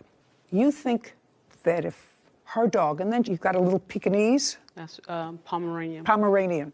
Yeah. She's got a little Pomeranian. Do you think that if those dogs got out from their fenced yard, like your dog, do you think if they came across your dogs, they could kill it? Or both of them? You think they could? No. Okay. Let's take it a step further, Mr. Moon, because you're not giving me the answers that I want to hear. So let's take it a step further. Do you think that if Miss Smallwood's 2 little dogs got out like your dogs got out and they killed? Probably so. Probably so. So do you think that you have a greater or a lesser responsibility as the owner of dogs that are capable of killing a human being? You think that you owe a lesser or a greater responsibility to society as a whole to make sure that those dogs are within your control all the time? You want to be a fool and own dogs that are capable of killing, you have to be responsible. Just as if you had a wild tiger, you wouldn't leave it out in the backyard in a fence that it could climb. And later today. Is that what they call it, installation? Yes, ma'am. Usually refer to furniture as an installation. I never knew that they referred to a wig as installation. Catherine Smallwood claims her neighbor, Nathan Moon, owes for vet bills from a dog attack. So you think that you owe a lesser or a greater responsibility to society as a whole to make sure that those dogs are within your control all the time? Correct. Well, since then, And what you told me, I'm still venting, because for those people in the world that decide that dangerous dog breeds, those dog breeds that have been deemed dangerous in every state in the United States, and insurance companies won't insure you if you have certain breeds of dogs, and yours are within that little group of dogs. Most insurance companies, unless you pay a very high premium, exclude injury from those dogs. So you understand that you have animals that are deemed dangerous, and you told me 5 minutes ago that your dogs are able to climb. I have my reporter here who can read it back. Isn't that what you told me? Yes, ma'am.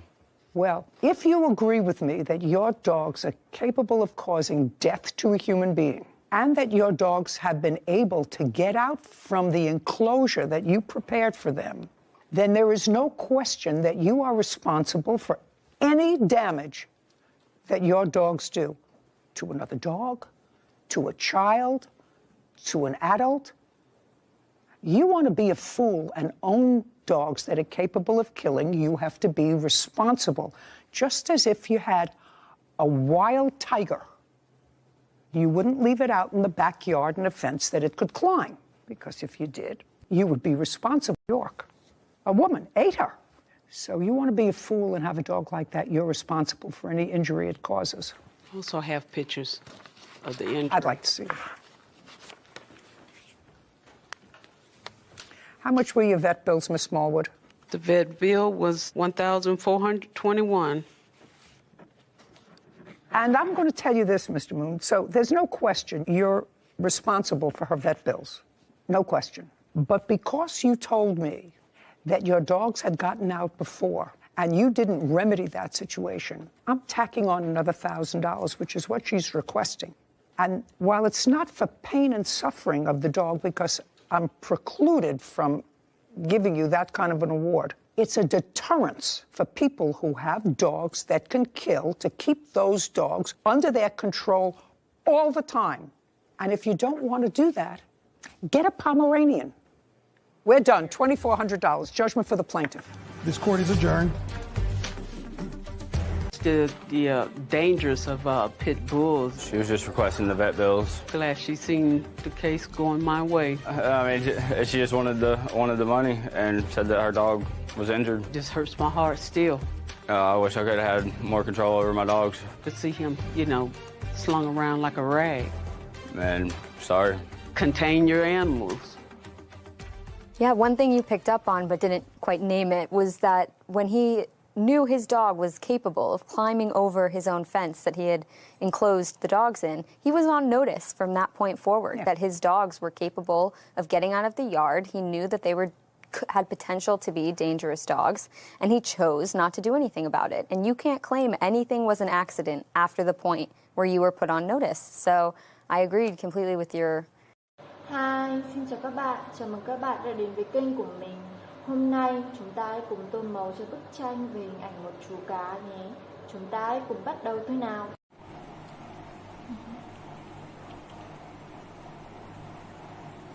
Sẽ tô màu sinh động vào vây cá.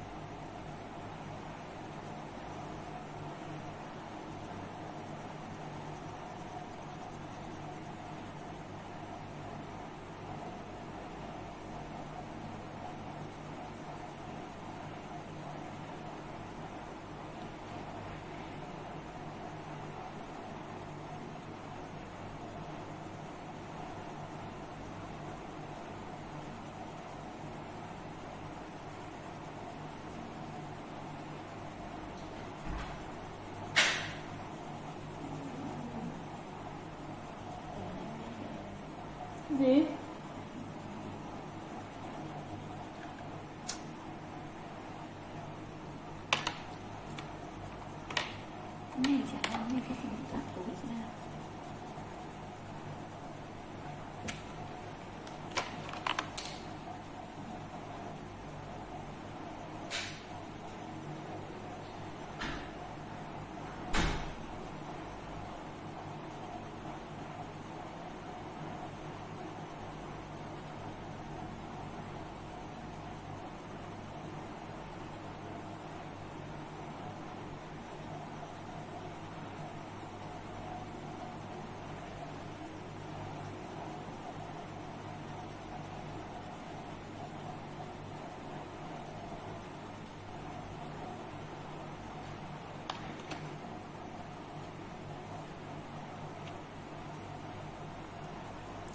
Hơn cả mình sẽ tô màu xanh này.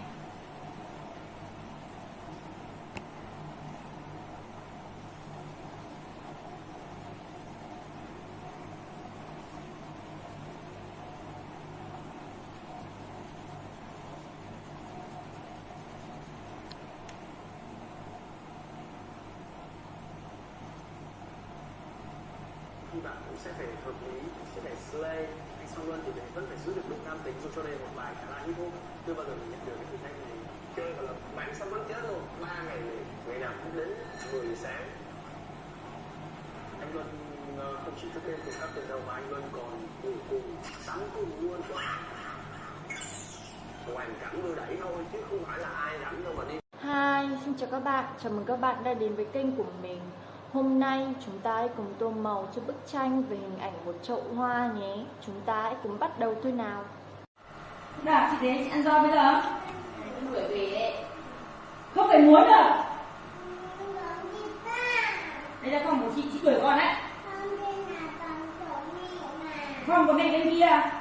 Đây là phòng của ai mẹ? Phòng của chị bấm sao? Đúng rồi.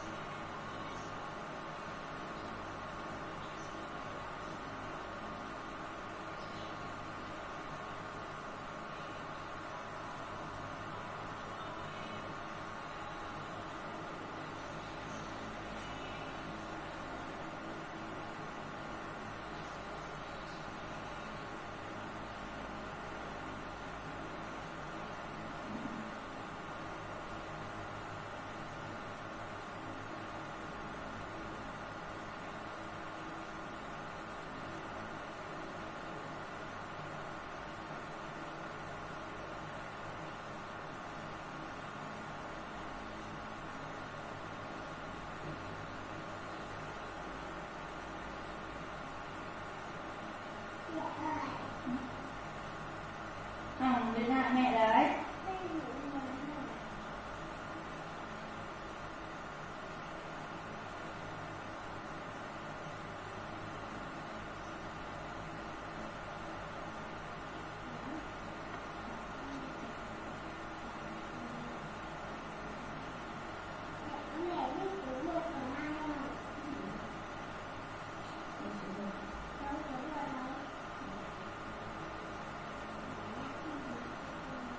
Ngược. Đây số 1. Số 2. Số 3. Đây số 4. Đây số 1, đây số 2, đây số 3, đây số 4, đây số 5. Bấm cái tí nó hỏng ra đây đấy. Không bấm. Muốn không được.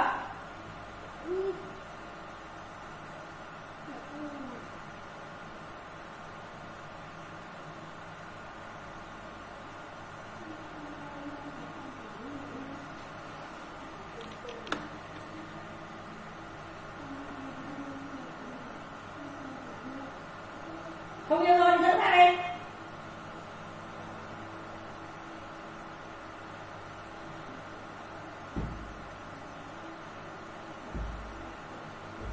Mẹ phải đầu gối này để cho mẹ.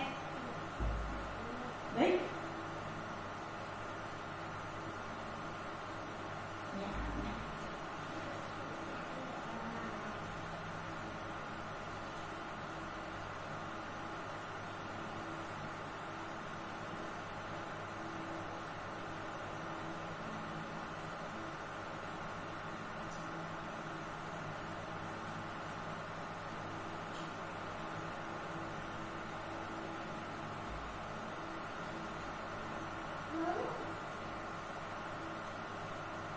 Cái gì?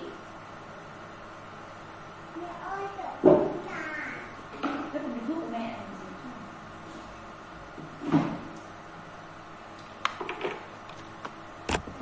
Hi, xin chào các bạn. Chào mừng các bạn đã đến với kênh của mình. Hôm nay chúng ta hãy cùng tô màu cho bức tranh về hình ảnh một chú chó nhé. Chúng ta hãy cùng bắt đầu thôi nào. Bóng. Bóng ơi.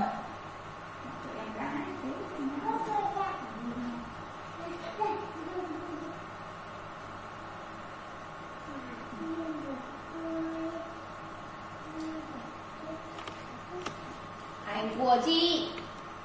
Để đấy.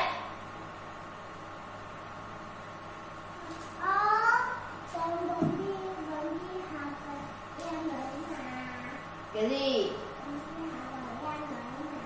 Em gì? Kệ tôi, không có em ở trong đấy.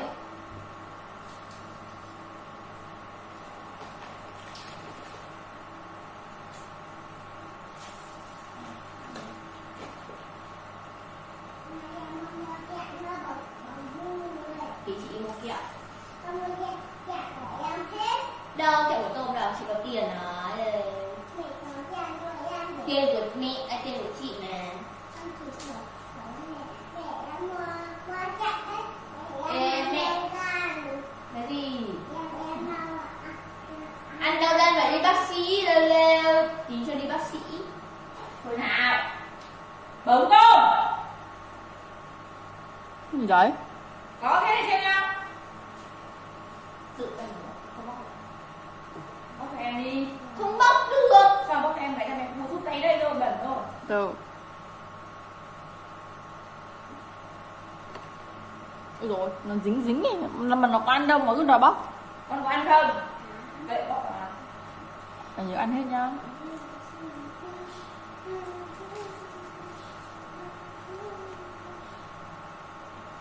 Bóc em.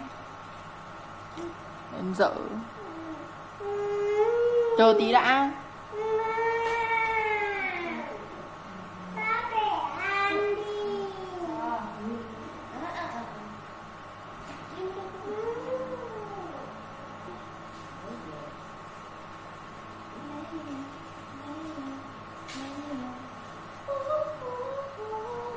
Bóc cho em cái.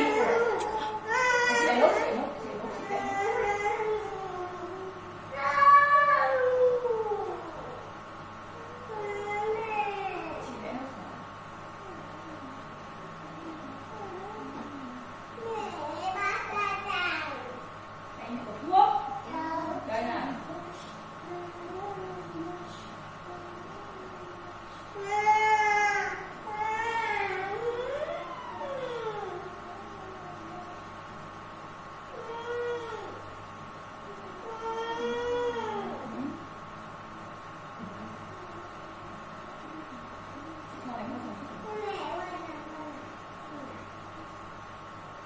Gì?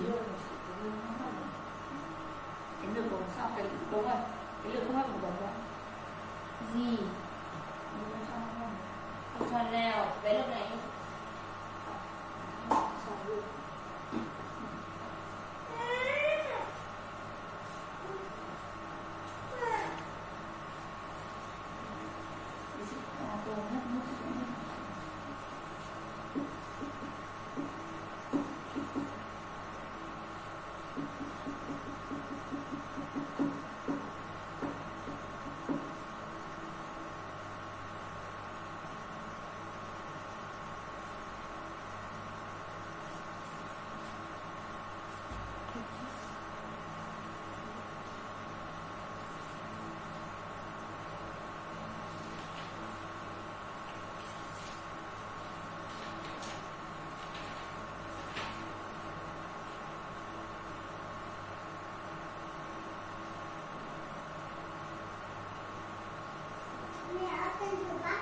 Rồi chết nhỉ. Không cần gì sao. Thấy không? Đấy, tự bóc đi. Ngon quá. Ăn pháo ngon kia đã ăn gì?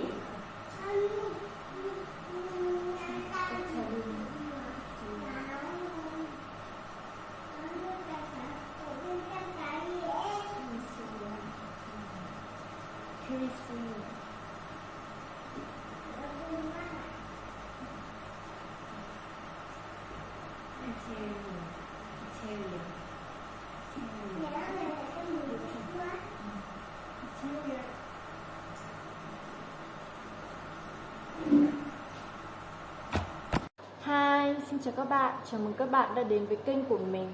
Hôm nay chúng ta hãy cùng tô màu cho bức tranh về hình ảnh một chú vẹt đang đậu trên cành cây nhé. Chúng ta hãy cùng bắt đầu thôi nào.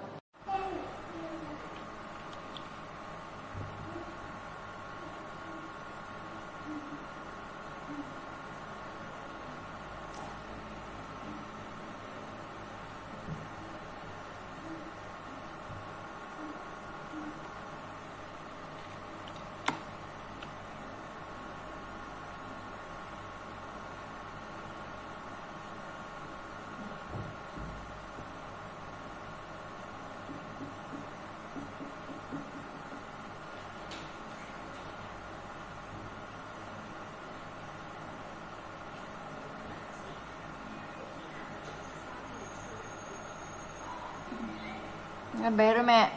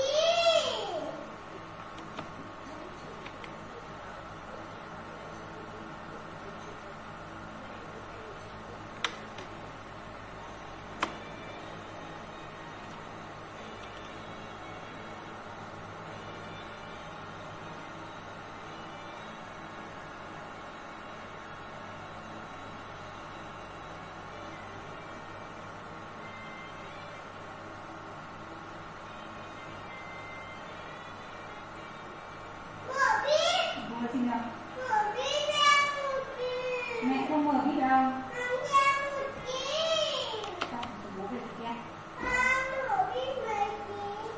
Không mở cái gì cả, bố bảo không được xem điện thoại. Mở mắt. Thế có về muốn về bố đánh là mẹ và con không? Mẹ thích cũng chả được. Chị làm về vẫn đánh. Giống như xưa biết ai đánh không?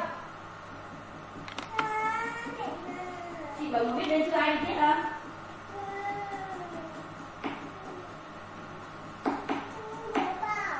Kia chị so về học bài đấu học bài cả. Con học bài này dạy con học nhá. Dạy học nhá. Dạy cho ai dạy màu.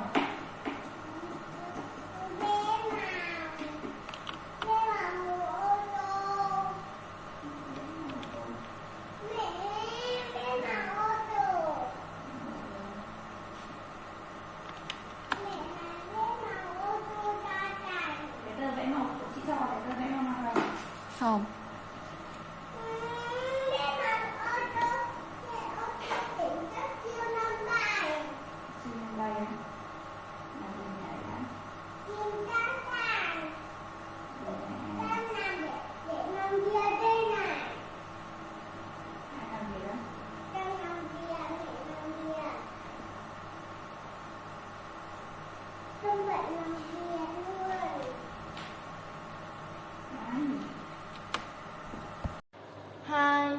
các bạn, chào mừng các bạn đã đến với kênh của mình. Hôm nay chúng ta hãy cùng tô màu cho bức tranh về hình ảnh nàng công chúa nhé. Chúng ta hãy cùng bắt đầu thôi nào.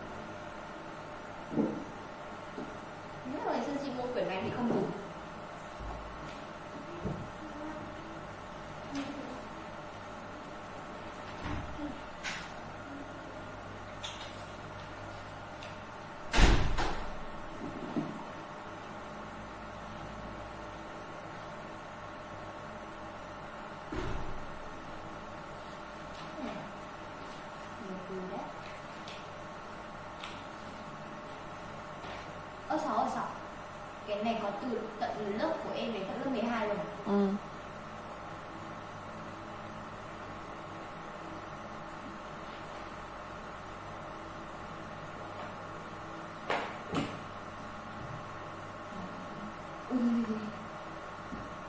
Ai mua đây?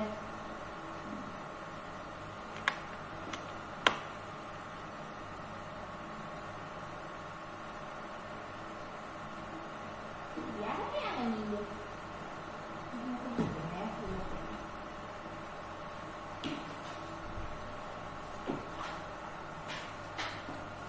Chúng ta sẽ bắt đầu học thêm tiếng Anh.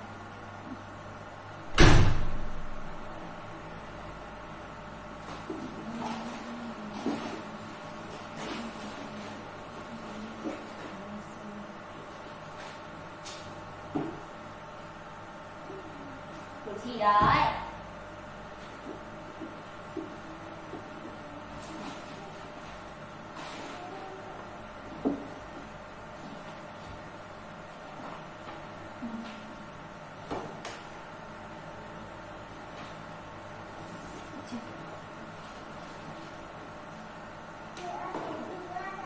Mẹ ơi, mẹ mua đồ với sao? Biết không em? Có. Ủa?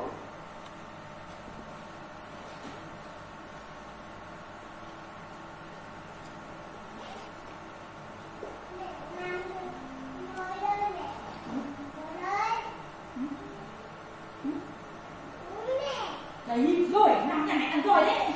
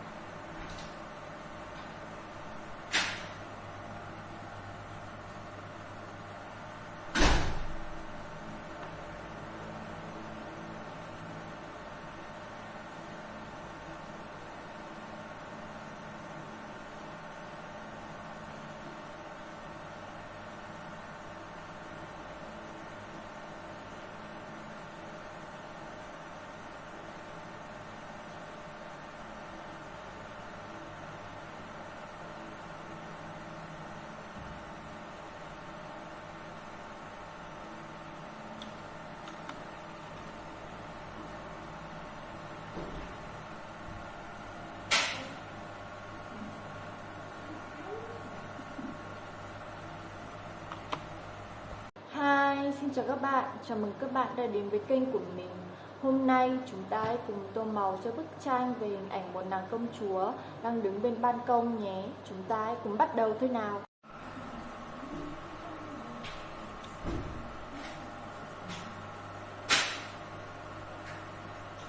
Mình sẽ tô tóc màu này.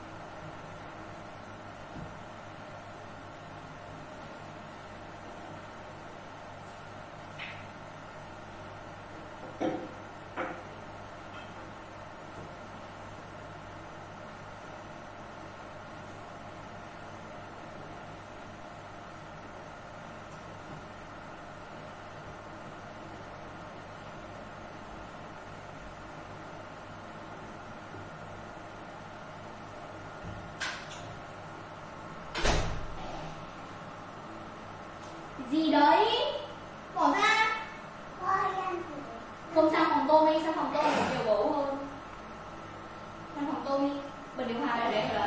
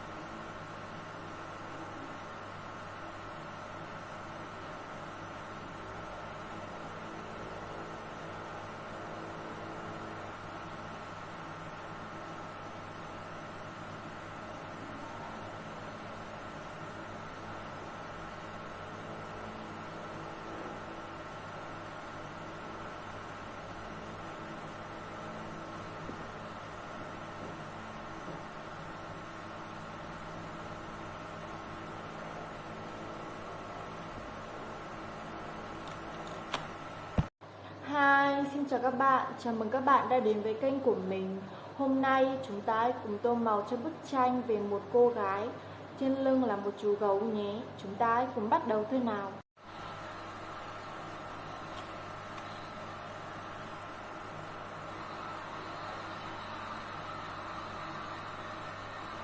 Mình sẽ tô màu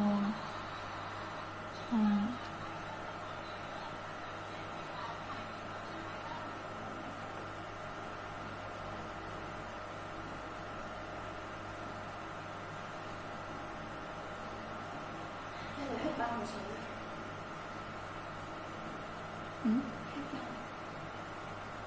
Nhìn mua đi.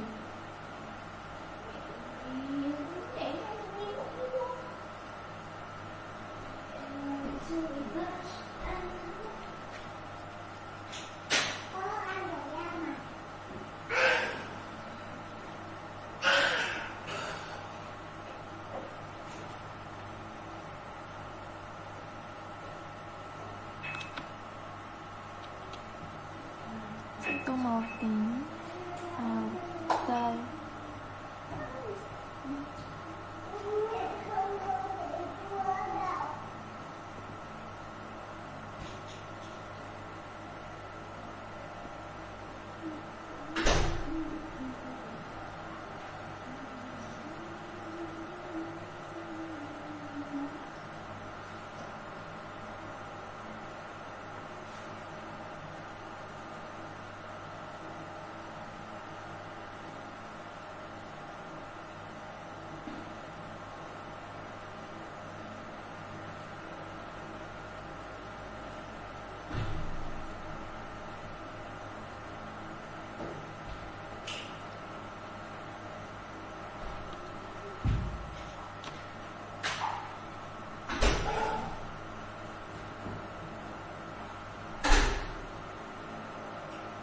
Tôm mà điện lên Tôm ơi.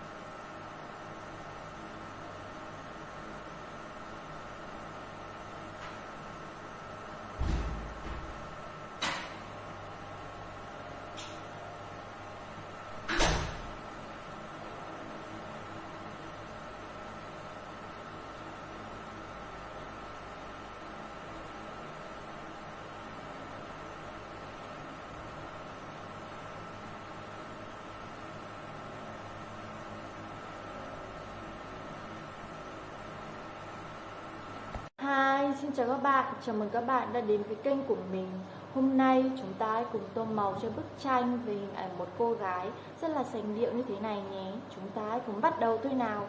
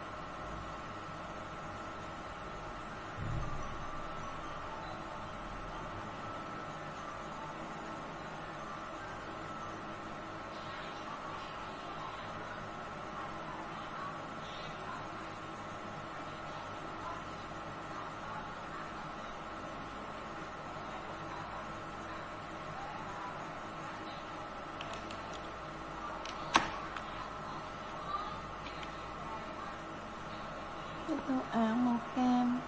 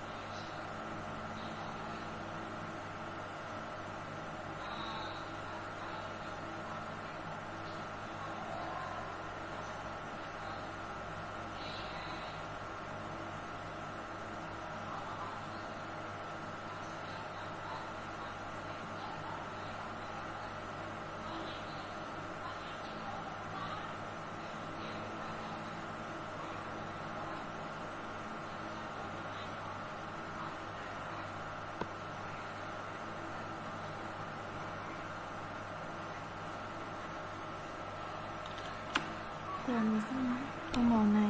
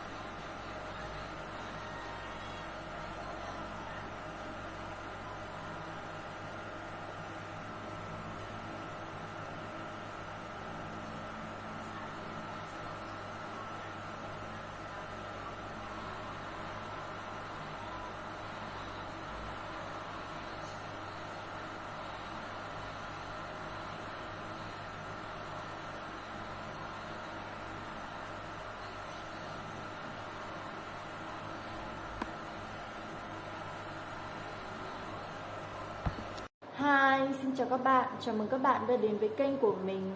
Hôm nay chúng ta hãy cùng tô màu cho bức tranh về hình ảnh một cô gái, bên cạnh là một chú chó nhé. Chúng ta hãy cùng bắt đầu thôi nào. Mình sẽ tô ánh lên một tí.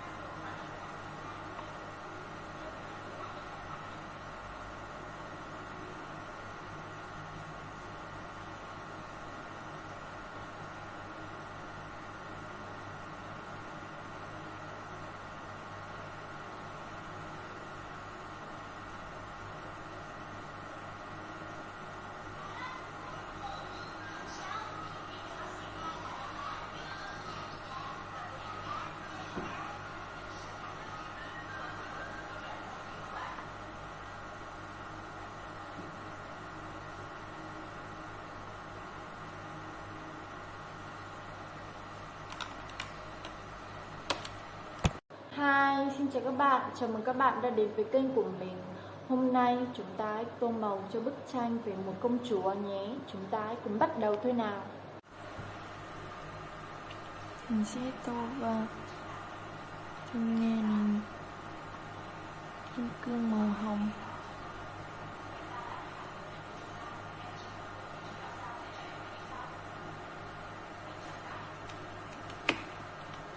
Tô màu vàng bên này.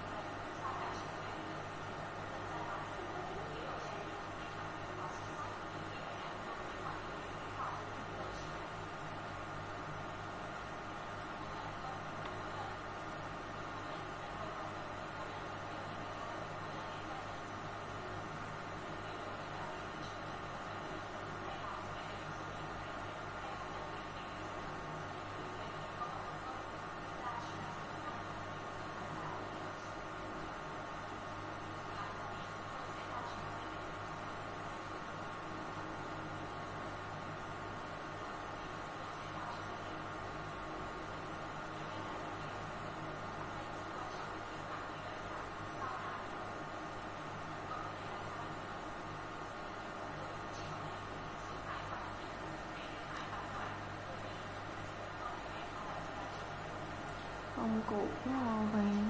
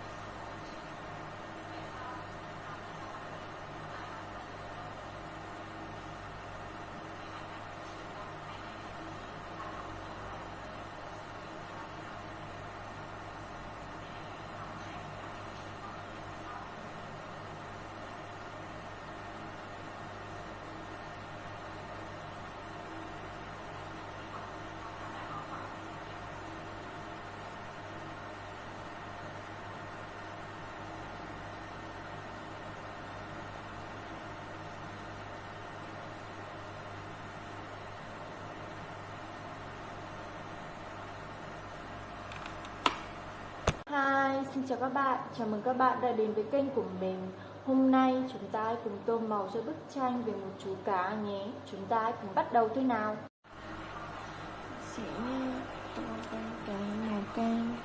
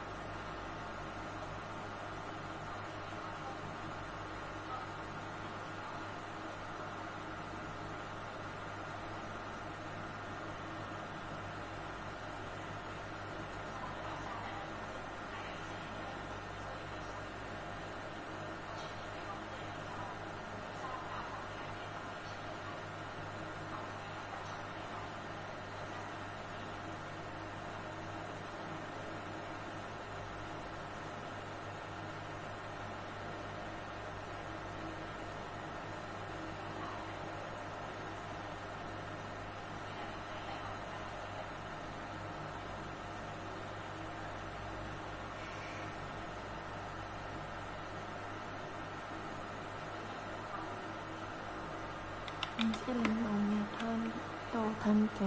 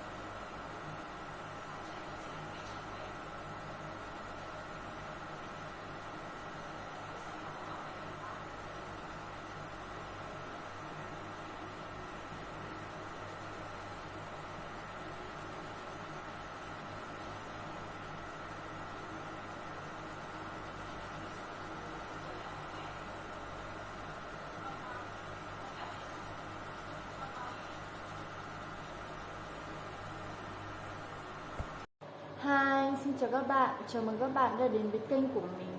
Hôm nay chúng ta hãy cùng tô màu cho bức tranh về hình ảnh ba bông hoa nhé. Chúng ta hãy cùng bắt đầu thôi nào. Sẽ tô màu xanh này vào lá nhé.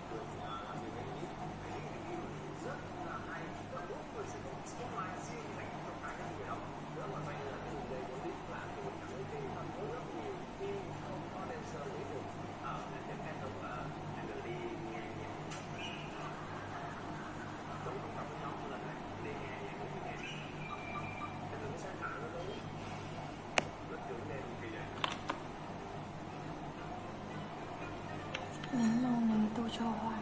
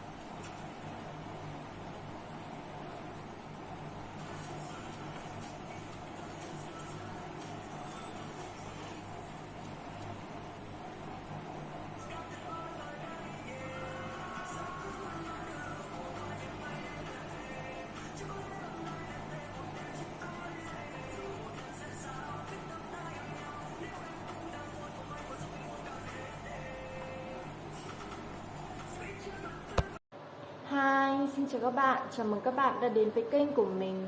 Hôm nay chúng ta hãy cùng tô màu cho bức tranh về hình ảnh hai cô nàng rất là xinh đẹp nhé. Chúng ta hãy cùng bắt đầu thôi nào. Tô màu này cho áo.